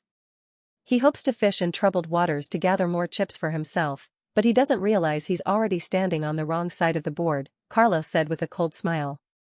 Turning his gaze to the side, Carlos asked, "How are the preparations going over there?" The chief mage of the Sunset Empire nodded, "Rest assured, Your Highness. Everything is proceeding according to our plan. It's about time to begin." Carlos nodded, "Then let's start." The chief mage, along with a team of several thousand mages, gathered at a pre-constructed site to perform a ritual. After consuming an astonishing amount of materials, a powerful spatial energy was summoned and quickly converged, eventually forming a massive portal. This portal was enormous, standing over 100 meters tall. The cost of creating and stabilizing such a large-scale portal was extraordinarily high, even for an Empire-level force. However, Prince Carlos believed it was a worthwhile investment. The portal quickly stabilized, and squads of paladins, glowing with radiant runes, emerged from it, each exuding an exceptionally powerful aura. In addition to the paladins, there were also groups of high-ranking clergy wearing elaborate robes, as well as bishops from various regions. The scale and grandeur were truly astonishing. So this is the true strength of the Radiant Church? No wonder it's the largest church in the world. Even an empire would struggle to mobilize such a powerful force. Prince Carlos's confidants were all shocked by the impressive display before them. They could never have imagined that a seemingly benign church could possess such immense power. At that moment, Prince Carlos noticed two figures clad in golden papal robes stepping out from the formation, accompanied by numerous extraordinarily powerful individuals. "Your Holiness." Prince Carlos personally stepped forward, bowing slightly in greeting. He understood the strength of the Radiant Church better than anyone else, which made him particularly cautious and respectful in front of the church leaders. Lucas said calmly, "Prince Carlos, the church will not forget the assistance you provided us."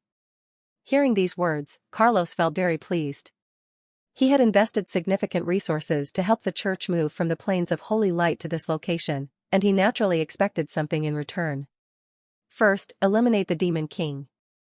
The threat posed by the Demon King of Darkness City in the Chaos Forest was enormous. The Thunder Empire, which was more powerful than the Sunset Empire, had been conquered by the Demon King. It's clear that the Sunset Empire would be next.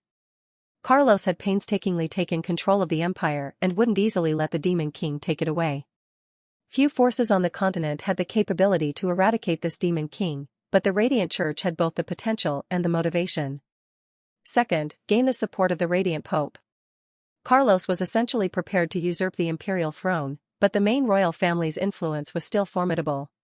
By leading the empire's forces to assist the church in attacking Darkness City, Carlos could increase the chances of defeating the Demon King and also earn a favor from the Pope.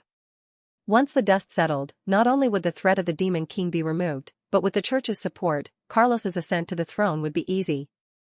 Additionally, the Thunder Empire was severely weakened. Carlos could seize the opportunity of a great victory and the pretext of hunting down the Demon King's remnants to expand the Sunset Empire's influence, essentially conquering this once ambitious rival. Clearly, compared to this, the Crown Prince's ambitions were limited. Carlos said to Lucas, upon learning of the church's campaign to eradicate the Demon King, "I specifically gathered hundreds of the Empire's top warriors and 3 of the Empire's elite legions to assist." Lucas understood Carlos's motives perfectly but wasn't overly concerned. He simply smiled and nodded, saying, "The prince's insight is admirable. Once this mission is accomplished, the church will reciprocate, grateful for the prince's contributions to world peace."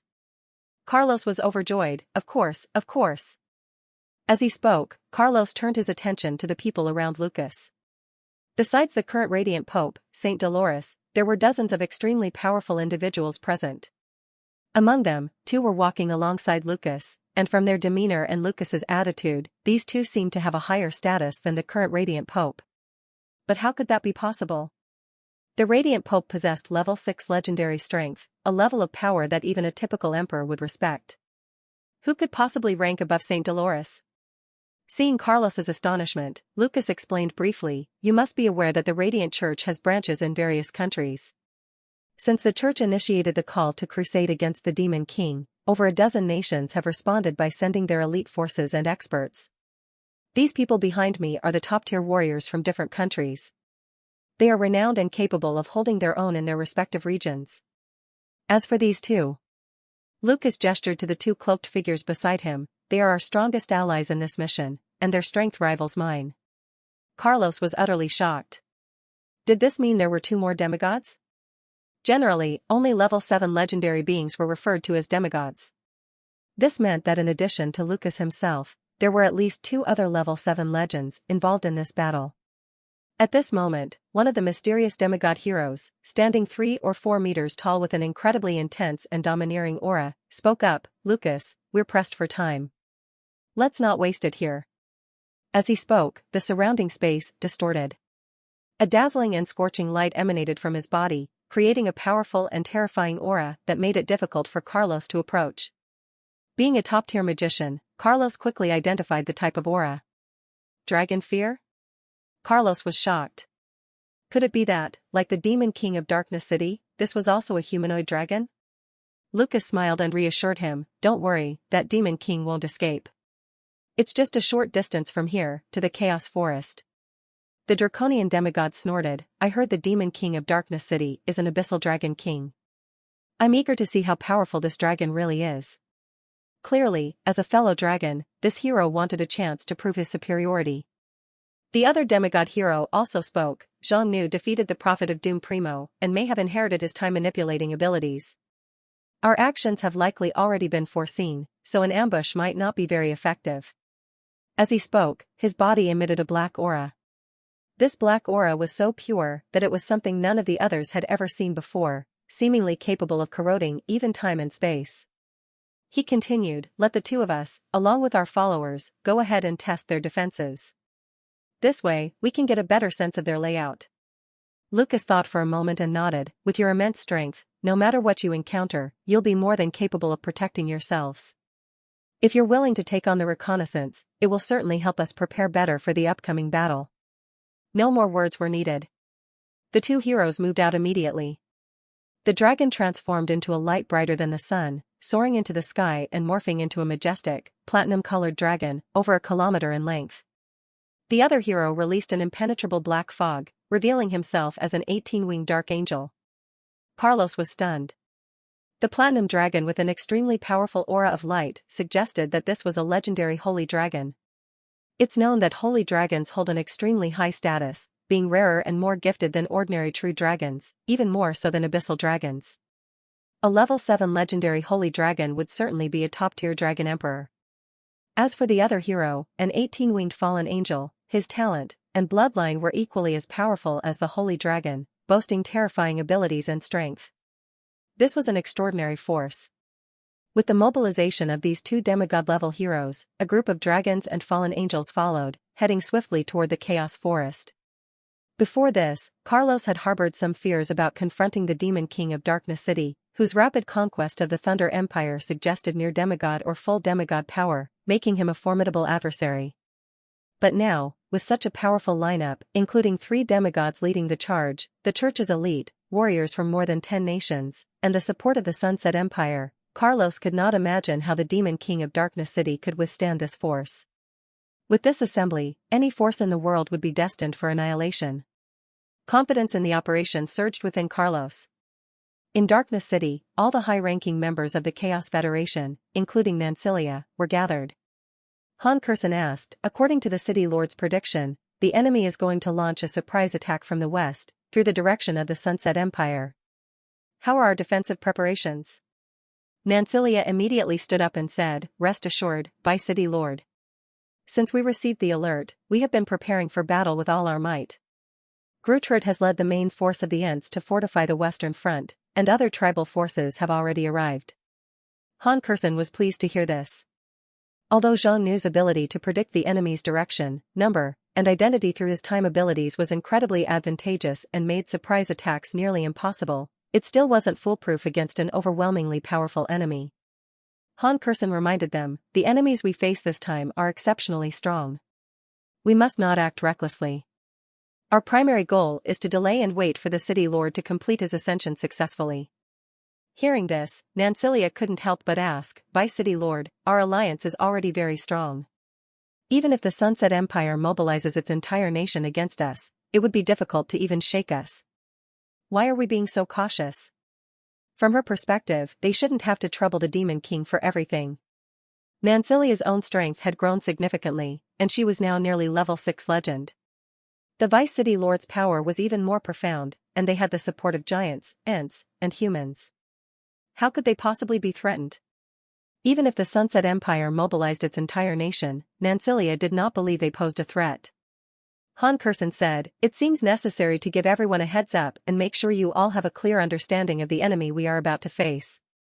The Sunset Empire is not a significant threat on its own, but the enemy forces this time, while borrowing the path through the Sunset Empire, are not primarily composed of Sunset Empire troops. Empress Ophelia of the Thunder Empire asked, is it the Radiant Church? Han Kursen nodded, yes, this time, the church has mobilized its elite troops, the entire College of Bishops, and various Knight Orders. Nearly all of them are coming, including the 2 living popes.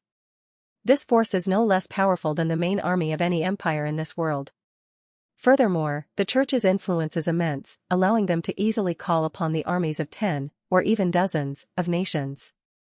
Thus, the combined strength will be unlike anything we've faced before. Everyone exchanged glances. Although Nansilia had a high level of intelligence, she was ultimately limited by her experience and did not fully grasp the gravity of the situation. Han Kursen decided to put it more plainly. According to the future seen by the city lord, the enemy forces coming to attack us include no less than 3 level 7 demigods. These words shocked everyone. Level 7 was an unattainable realm for most. Who could have imagined that 3 such beings would come at once? This was a grand display of power and force. Han Kursen said, in addition to the legendary former Pope of the Radiant Church, there are 2 other heroes whose power rivals Lucas's. One of them is the Holy Dragon hero, Wang Bideo, currently ranked 6th on the hero leaderboard, 1 rank higher than Lucas. Upon hearing this, everyone present was shocked. Han Kursen continued, according to the information revealed by the city lord, this Holy Dragon Emperor is the ruler of the Holy Dragon Empire, an independent continent located in the ocean world outside our own. Not only does it have a population of several hundred million, but it also boasts a large number of dragon kinds. It is said that there are nearly 100,000 true dragons, making it the known place with the highest number of dragon kinds and dragons. The overall strength of the Holy Dragon Empire far exceeds that of most other empires. Upon receiving Lucas's invitation, Wang Bideo not only readily accepted but also mobilized the Holy Legion. This elite unit, though not large in number, represents the most formidable fighting force in Bideo's command, consisting mainly of nearly 1,000 holy dragons. To put this in perspective, holy dragons are not ordinary dragons. Their potential even surpasses that of abyssal dragons. Although the total number is insignificant compared to other armies, their combat strength exceeds that of the Thunder Empire's entire Guardian Knight Order at its peak. Bideo's power alone is terrifying enough. Adding this elite force, it undoubtedly possesses the strength to annihilate nations. This shows how seriously he is taking this mission. After all, taking down the number 1 Demon King is an opportunity worth seizing for any hero. No wonder. Nansilia finally understood. Unless the Demon King himself took action, even with the Vice City Lord's abilities, it would be a nightmare to deal with this threat.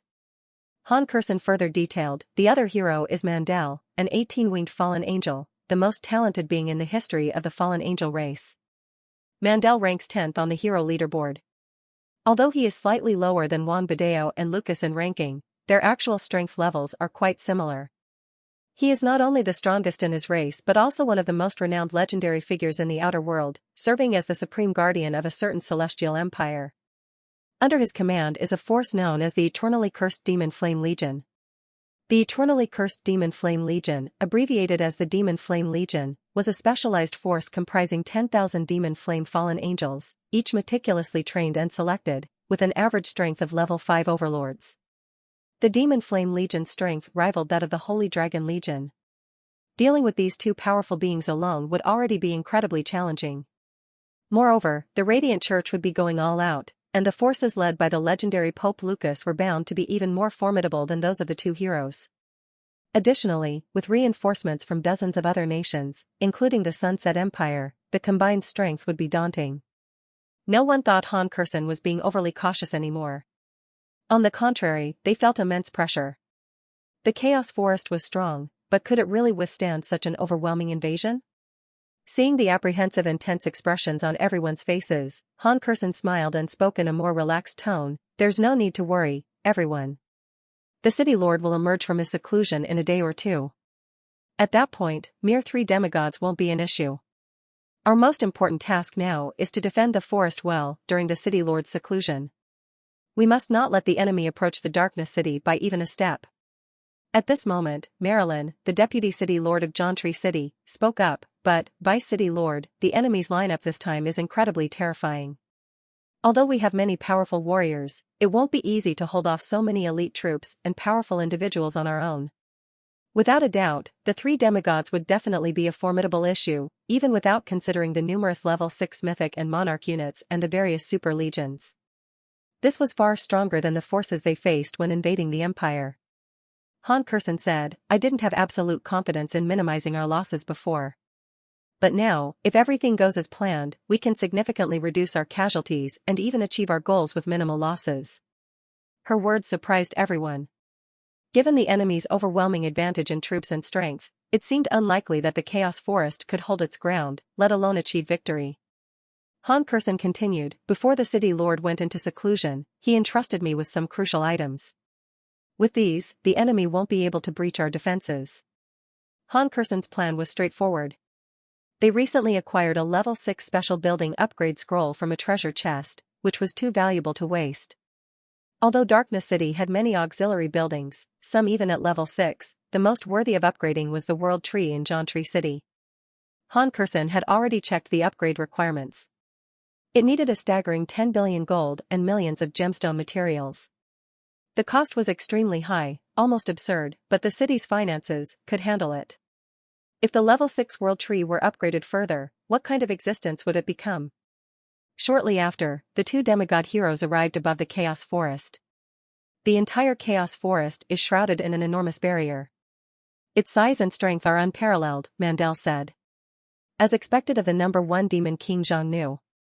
"Such a massive barrier is something I've never seen before, but believing it can stop us is too naive."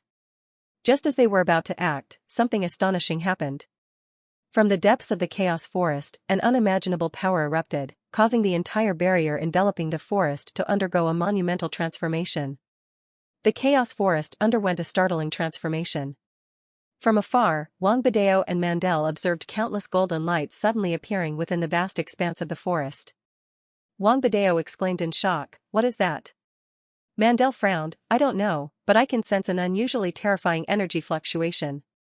While the 2 heroes were still trying to comprehend what was happening, an even more astonishing sight unfolded.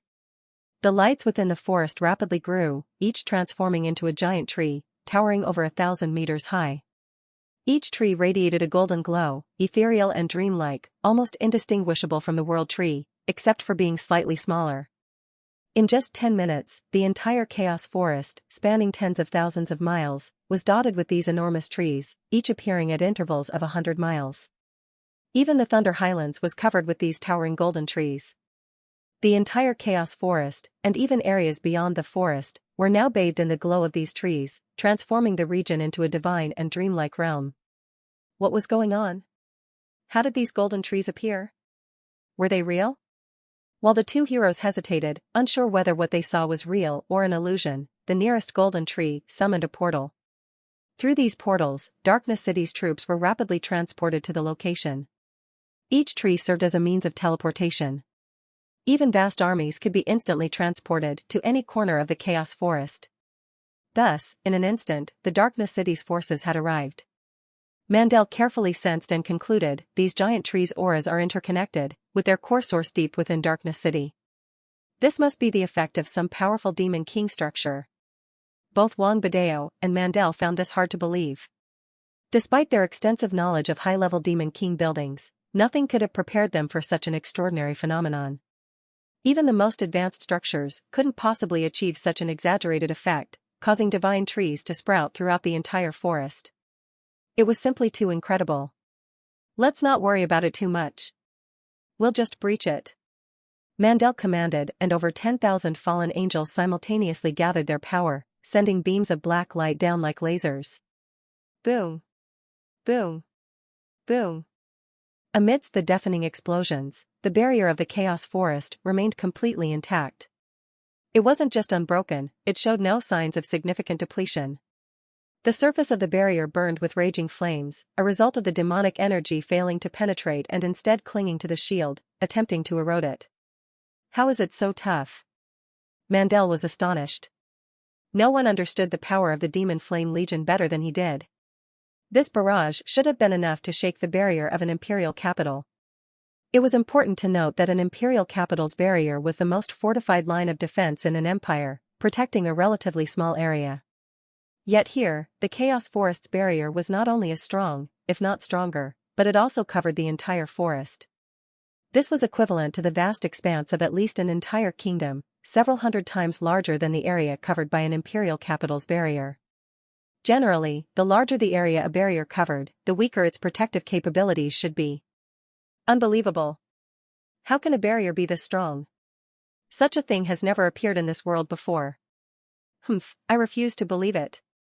Wang Badeo commanded his subordinates, unleash the annihilation ray. Thousands of holy dragons received the order and immediately opened their mouths, gathering an immense amount of radiant energy.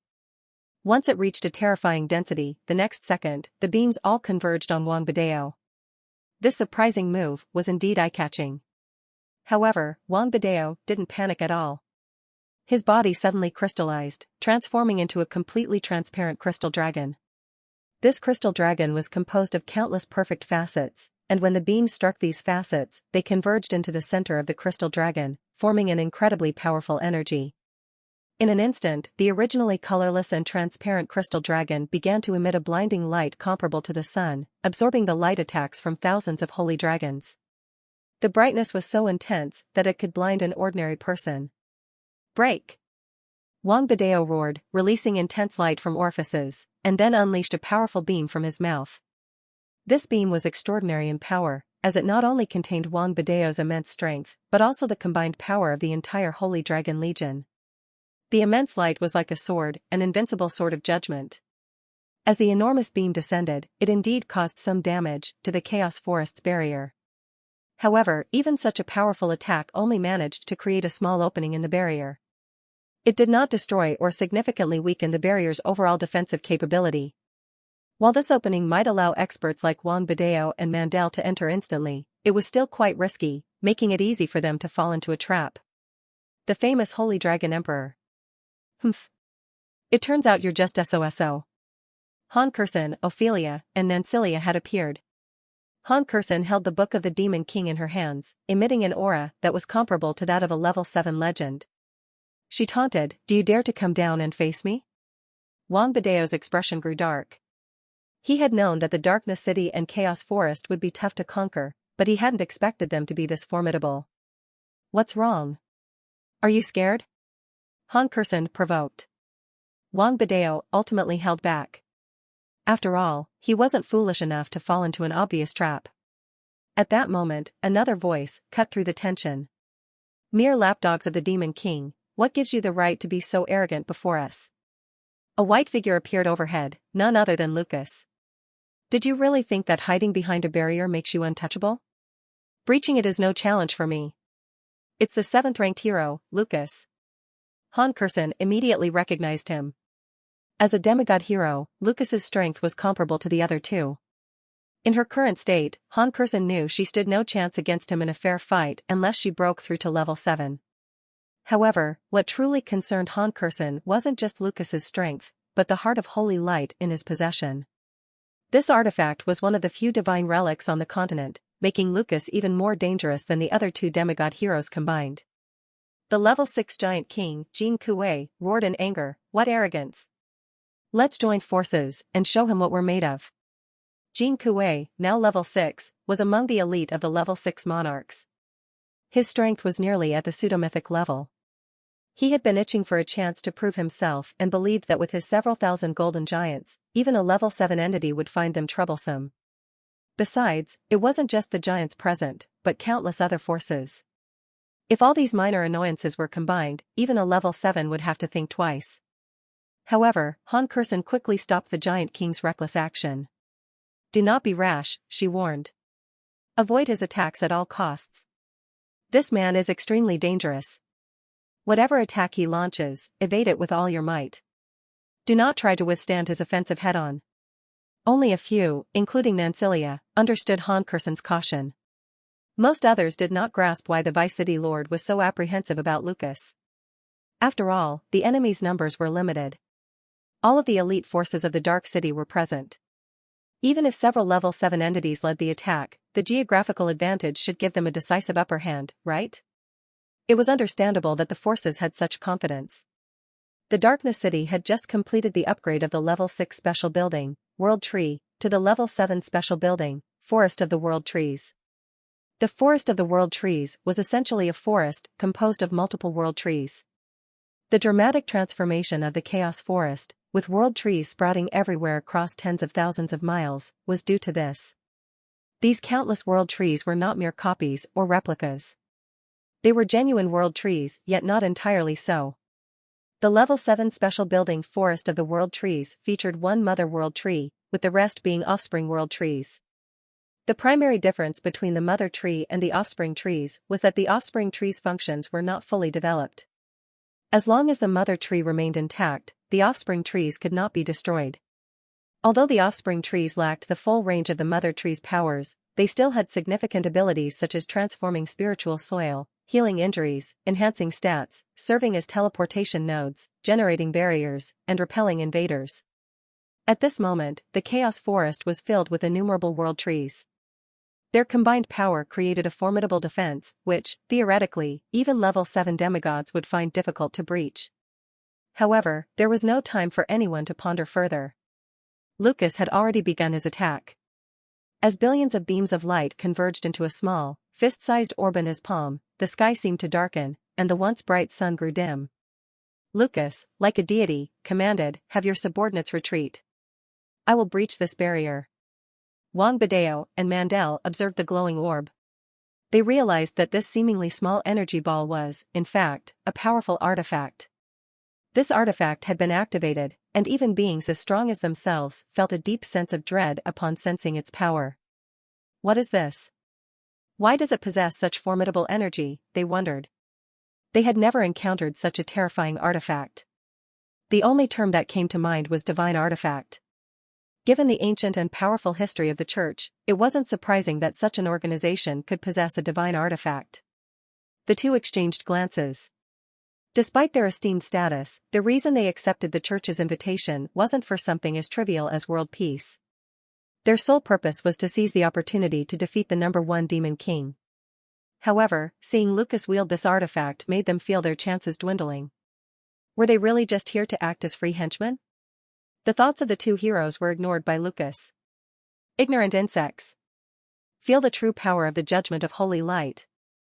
With his immense mana, Lucas harnessed the vast energy of the heart of holy light, extracting just a fraction of its power. However, even this fraction, composed of the faith of millions, was enough to unleash catastrophic power, capable of creating miracles. In the next moment, a thread of energy from the heart of holy light summoned thousands of light WYRMs. Each WYRM, with a body as large as a mountain and lengths exceeding 1,000 meters, was composed entirely of holy light. Despite being formed of light, each WYRM scale shimmered with a golden, lifelike texture. Roar! The energy-filled WYRMs collided with the barrier, emitting immense light and heat, like red-hot swords piercing ice. This attack was not only overwhelmingly destructive, but also covered a terrifyingly vast area. Lucas targeted a radius of hundreds of miles within the barrier. As the energy clashed and emitted melting sounds, it took only a moment to create numerous breaches. If the barrier of the Chaos Forest was like a massive fruit, then these WYRMs were like voracious worms eating away at it. Their efficiency was astounding. Under their relentless assault, the Grand Barrier became riddled with holes. This process was ongoing, with more and more breaches continuously being created. Nancilia's eyes widened in shock. By the goddess, what kind of power is this? The holy dragon Juan Badeo, after absorbing the power of thousands of holy dragons, had managed only to create a single breach in the Grand Barrier. But Lucas, wielding the power of his artifact, had unleashed an attack surpassing Badeo's, causing large-scale damage to the barrier over hundreds of miles. Lucas hadn't even used his full strength. He had merely activated a sliver of the Heart of Holy Light's power, yet this tiny fraction was enough to alter the very fabric of reality. Finally, the people of Darkness City understood why Han Kursen had warned them against facing Lucas head-on. The power of a divine artifact was akin to the power of a god, rendering ordinary beings insignificant like ants before such greatness. While the inhabitants of Darkness City were thoroughly shocked, Lucas did not revel in his apparent success. On the contrary, he frowned slightly. There was no doubt about the power of the Heart of Holy Light. Even in a world where other divine artifacts existed, matching the Heart of Holy Light was nearly impossible. The reason for this was simple. The Heart of Holy Light's strength lay not only in its divine quality but also in the accumulated faith of countless believers over tens of thousands of years. This accumulation, this sedimentation, was something no other artifact possessed. This was why wielding the Heart of Holy Light meant being invincible. However, this divine artifact had two inherent flaws. Firstly, the power of the Heart of Holy Light was finite. Every bit used diminished the total reserve. Lucas had just expended at least 500 years' worth of accumulated energy from the artifact. To replenish this, the Church would need to develop for another 500 years. Secondly, activating the Heart of Holy Light required an immense amount of MP. Even with Lucas's considerable abilities, he couldn't unleash all its power in one go without risking fatal backlash. Thus, while the Heart of Holy Light made Lucas nearly invincible, its usage required extreme caution. Lucas noticed that despite the barrier of the Chaos Forest being riddled with holes, it had not been entirely destroyed as expected. This indicated that the barrier's strength and resilience were beyond his initial estimation. At this moment, the perforated barrier was slowly healing. Lucas had realized that the barrier also possessed powerful regenerative and self-repair capabilities, surpassing even the defenses of the Holy City's forbidden grounds. I can't afford to waste any more of the Heart of Holy Light's power, Lucas thought. Lucas halted his attack and announced, "The Demon King's barrier is now useless. Attack immediately." He didn't need to say it twice. The two heroes had already issued their commands. Holy dragons in their white draconian forms and demon flame legions angels with burning wings surged forward like piranhas smelling blood, launching their assault at breakneck speed. With the barrier's defensive capabilities neutralized, Han Kursen, as the supreme commander, swiftly issued orders, "Nancilia, Ophelia, Shui Lan, you will follow my lead. Ant and Elven units, engage the Holy Dragon Emperor Juan Badeo. The three Dragon Emperors and the Darkness City Dragon Legion will take on the fallen angel Mandel. Remember, no one is to advance recklessly. All combat must take place within the range of the sacred trees." Han Kursen quickly organized her forces, dividing them into several groups to handle the invading enemies. Despite the intimidating power of the Heart of Holy Light, Han Kursen was confident in her preparations and abilities to withstand the onslaught. Seeing this, Lucas sneered, "Foolish." With those words, the Heart of Holy Light in Lucas's hand transformed into a holy sword, which he then gripped firmly. "You must be Han Kursen, ranked 10th among demon kings. It's laughable that Zhang Nu sends a woman to die in his stead." With a slight wave of the holy sword, a surge of energy slashed through the barrier and shot toward Han Kursen. "Fine, then. I'll start with you as an appetizer before the main course," Lucas taunted. In that instant, Han Kursen felt an overwhelming sense of danger. She realized that Lucas had locked onto her. To evade the attack and avoid involving others, she quickly casted Blink, teleporting herself 10 kilometers away. Boom! The sword energy struck the forest, carving out a massive ravine in the earth. Lucas, having locked onto Han Kursen's aura, declared, "You can't escape." As he spoke, the holy sword transformed into a holy spear. Lucas raised the spear and hurled it toward Han Kursen. Whether a holy sword or spear, these were manifestations of the Heart of Holy Light, and no armor could withstand an attack from such a divine artifact. Even an epic-grade shield would shatter instantly upon being struck by this holy spear. In other words, a divine artifact's attack could ignore all defenses. Despite Han Kursen's formidable strength, she lacked the resistances and powerful defenses needed to withstand a direct hit from the holy spear, which would spell certain doom. Her figure flickered constantly as she cast teleportation spells with impressive speed, barely requiring any cooldown. She reappeared in different locations each second, sometimes creating illusions or phantasms. But it was futile. The Holy Spear, acting like a homing missile, persistently targeted her real self. Moreover, it began to split. One spear became two, two became four, and four became eight, until a dense shower of golden spears filled the sky. Han Kursen found herself with fewer and fewer places to dodge. Lucas proclaimed, "No one can escape this attack. Stop wasting your efforts." Suddenly, Han Kursen halted in her tracks. Dozens of holy spears were mere inches away.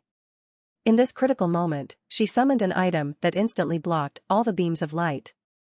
Although the residual energy still caused her considerable harm, she ultimately managed to block the attack. How is this possible? What the hell is that thing? It can actually withstand the power of a divine artifact. The object that blocked the attack was a stone tome. Despite its unassuming appearance, it bore the full brunt of the Heart of Holy Light's power without sustaining a single scratch. Lucas was taken aback. This was absolutely impossible. Not even a legendary grade item could withstand the power of a divine artifact without any damage. The only plausible explanation for an item achieving such a feat was that it, too, was a divine artifact. Lucas's eyes widened. A divine artifact. Indeed, it was none other than the Tome of Demon King. The item Han Kursen had summoned was of the same divine quality as the Heart of Holy Light. While the Tome of Demon King was more auxiliary in nature, the Heart of Holy Light, forged from the faith of countless beings, held far more energy than any other equipment or even divine artifact. Vice City Lord, are you alright? Nancilia instantly teleported to Han Kursen's side. With a wave of her hand, she cast a healing spell, quickly restoring Han Kursen's HP. Simultaneously, Ophelia, Shui Lan, and a dozen other top-tier powerhouses of Darkness City also rushed to Han Kursen's side. Grasping the now shrunken tome of the Demon King, Han Kursen, empowered by its strength, had a power level comparable to that of a level 7 legendary. With a mere thought, Han Kursen activated her soul shepherding ability, releasing 10 powerful soul puppets, including Will and Jason, to spread out in all directions. Lucas's expression turned grim. The combined strength of the powerful individuals around Han Kursen was formidable enough to contend with him. Holding a divine-grade artifact like the Tome of Demon King, Han Kursen could withstand the direct attacks from the Heart of Holy Light, nullifying Lucas's greatest advantage. Of course, Lucas had another option. He could unleash more of the Heart of Holy Light's power to summon a cataclysmic attack to completely suppress these opponents. However, the cost would be immense. To completely eliminate Han Kursen and the elites before him, Lucas would need to expend millennia's worth of faith, which was a significant expenditure even for the Heart of Holy Light. Surveying the battlefield, Lucas noticed that Mandel and his Demon Flame Legion were entangled with the 3 Dragon Emperors, dozens of Dragon Kings, thousands of Dragon Elders, and numerous other dragons from Darkness City. For the moment, the fight was at a stalemate. Meanwhile, Wang Badeo and his forces were also being held back by tens of thousands of ants, elves, giants, and orcs. As the barrier began to recover, each world tree emitted powerful energy. This not only significantly enhanced the recovery and stats of Darkness City's forces, but also accelerated the repair of the barrier and summoned roots and ents to assist in the battle. For the Demon Slayer army, this meant they faced a situation where every tree could be an enemy. Seeing this, Lucas hesitated. Unleashing thousands of years' worth of the Heart of Holy Light's power would undoubtedly kill Han Kursen, but the cost to himself would be enormous. What if Han Kursen was just a decoy put forward by Zhang Nu? The possibility was very high. After all, Zhang Nu had not shown up at all. After much deliberation, Lucas decided to retreat. He called out to the other two, "We've tested their strength enough.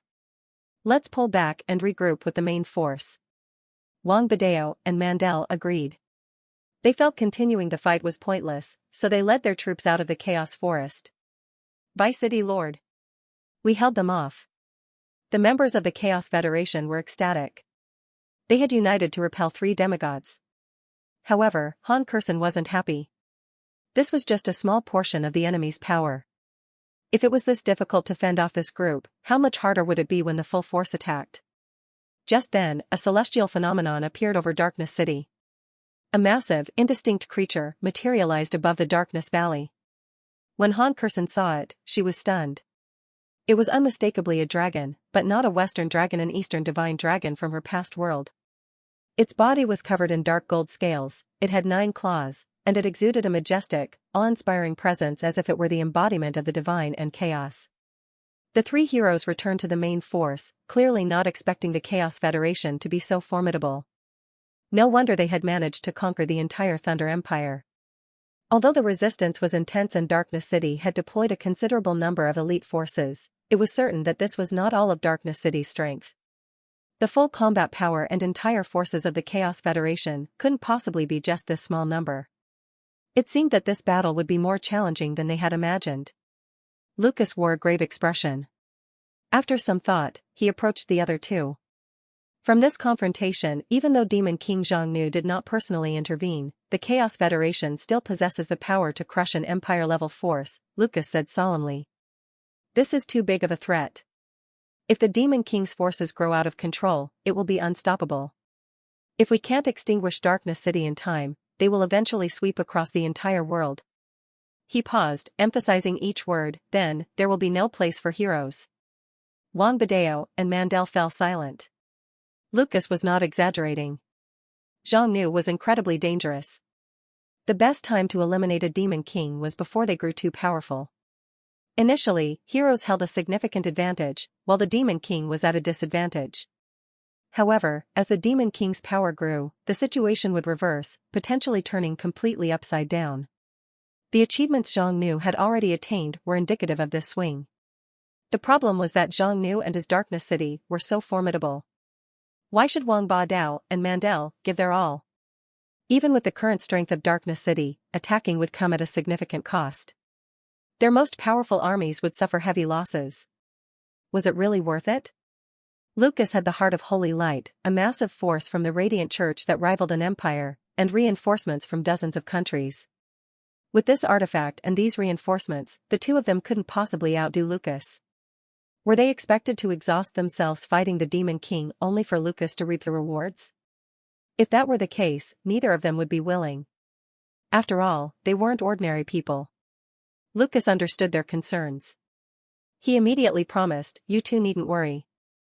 If I slay the Demon King, we will split the Demon King's reward chest equally." How does that sound? Their interest was piqued. Wang Badao asked, "Really?" Lucas replied, "I can sign a contract with you." The 2 heroes exchanged glances and ultimately agreed to the plan.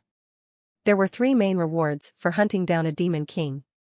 First, killing the Demon King itself granted a direct kill reward. Second, destroying the Demon King's altar yielded an extermination reward for eradicating the Demon King's lair. Third, if the Demon King was listed in the Demon King leaderboard, one would receive a Demon King treasure chest.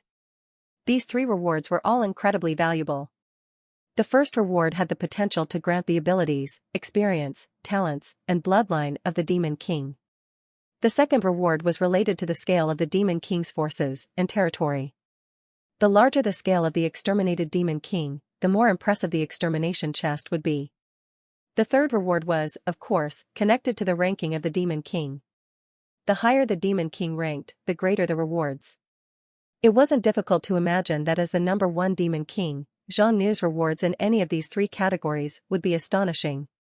Lucas expressed his willingness to offer the third reward as the spoils to be divided between the 2 of them, meaning he planned to keep the other 2 rewards for himself. Although this distribution plan was somewhat unfair, it was still better than getting nothing at all. It should be noted that as the number 1 Demon King, the reward chest generated by Xiongnu would contain an impressive quantity and quality of rewards. Just for this chest alone, Wang Badao and Mandel were willing to take action. Mandel immediately responded diplomatically, "Lucas, you're too kind. What you said makes perfect sense. If a Demon King like Xiongnu is not eliminated, he will eventually become a major threat to all of us heroes.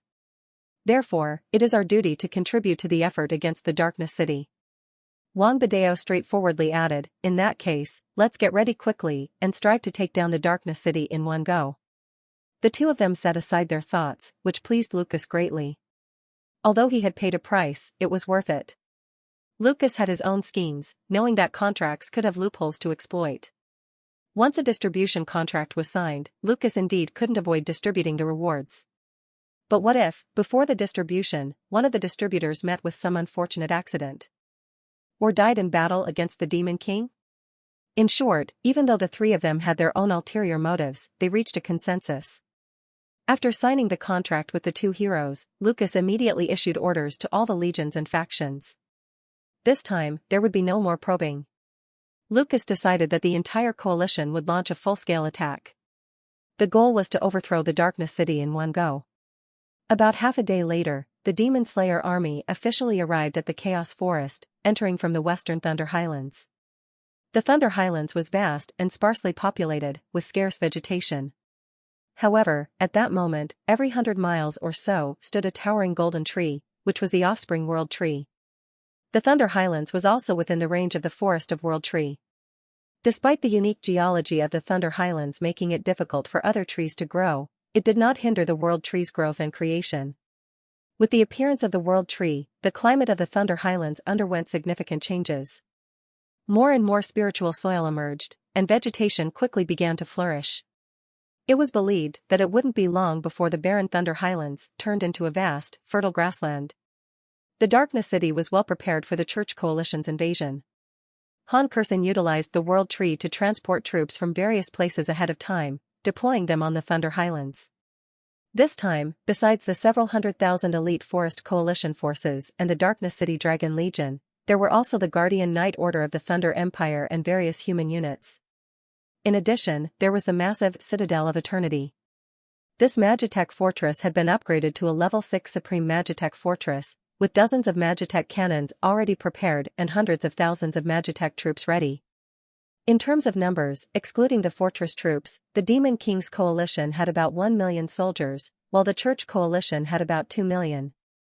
Although the Demon King coalition seemed to be at a numerical disadvantage, given the various barriers, fortresses, and natural geographical advantages, it didn't appear to be at a disadvantage.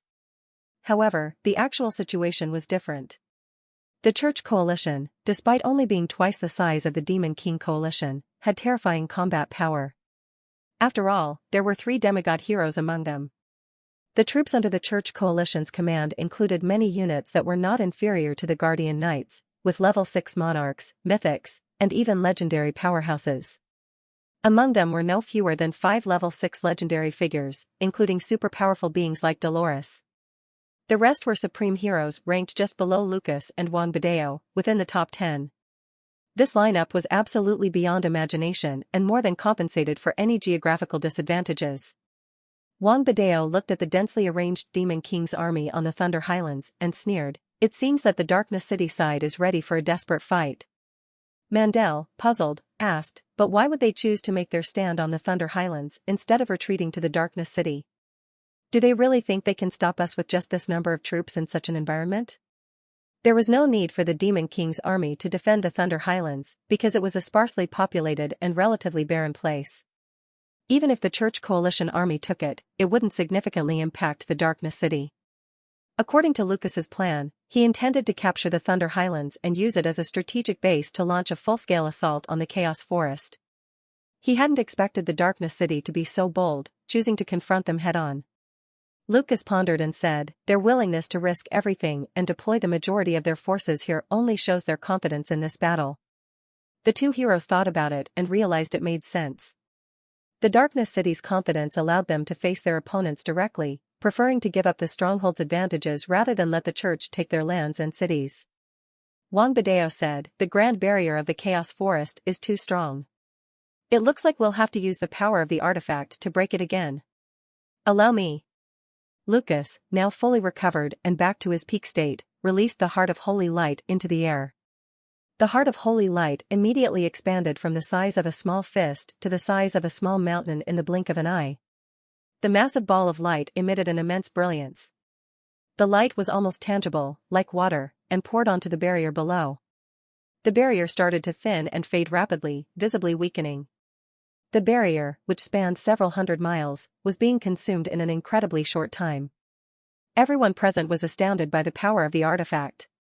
Only Lucas looked pained, knowing that this display of power had cost at least 2,000 years' worth of faith energy stored in the Heart of Holy Light. The price was steep, but to eliminate Zhongnu and destroy the Darkness City, it was necessary. Lucas shouted, the grand barrier of the Chaos Forest is now extremely weak. Everyone, follow my orders and attack immediately. Wang Badao and Mandel also issued their commands. In an instant, millions of troops launched their assault on the Thunder Highlands from different directions and in various ways, covering an area with a radius of at least 200 miles. The battle was imminent, and it promised to be a cataclysmic confrontation. This would be a monumental battle destined to be recorded in history.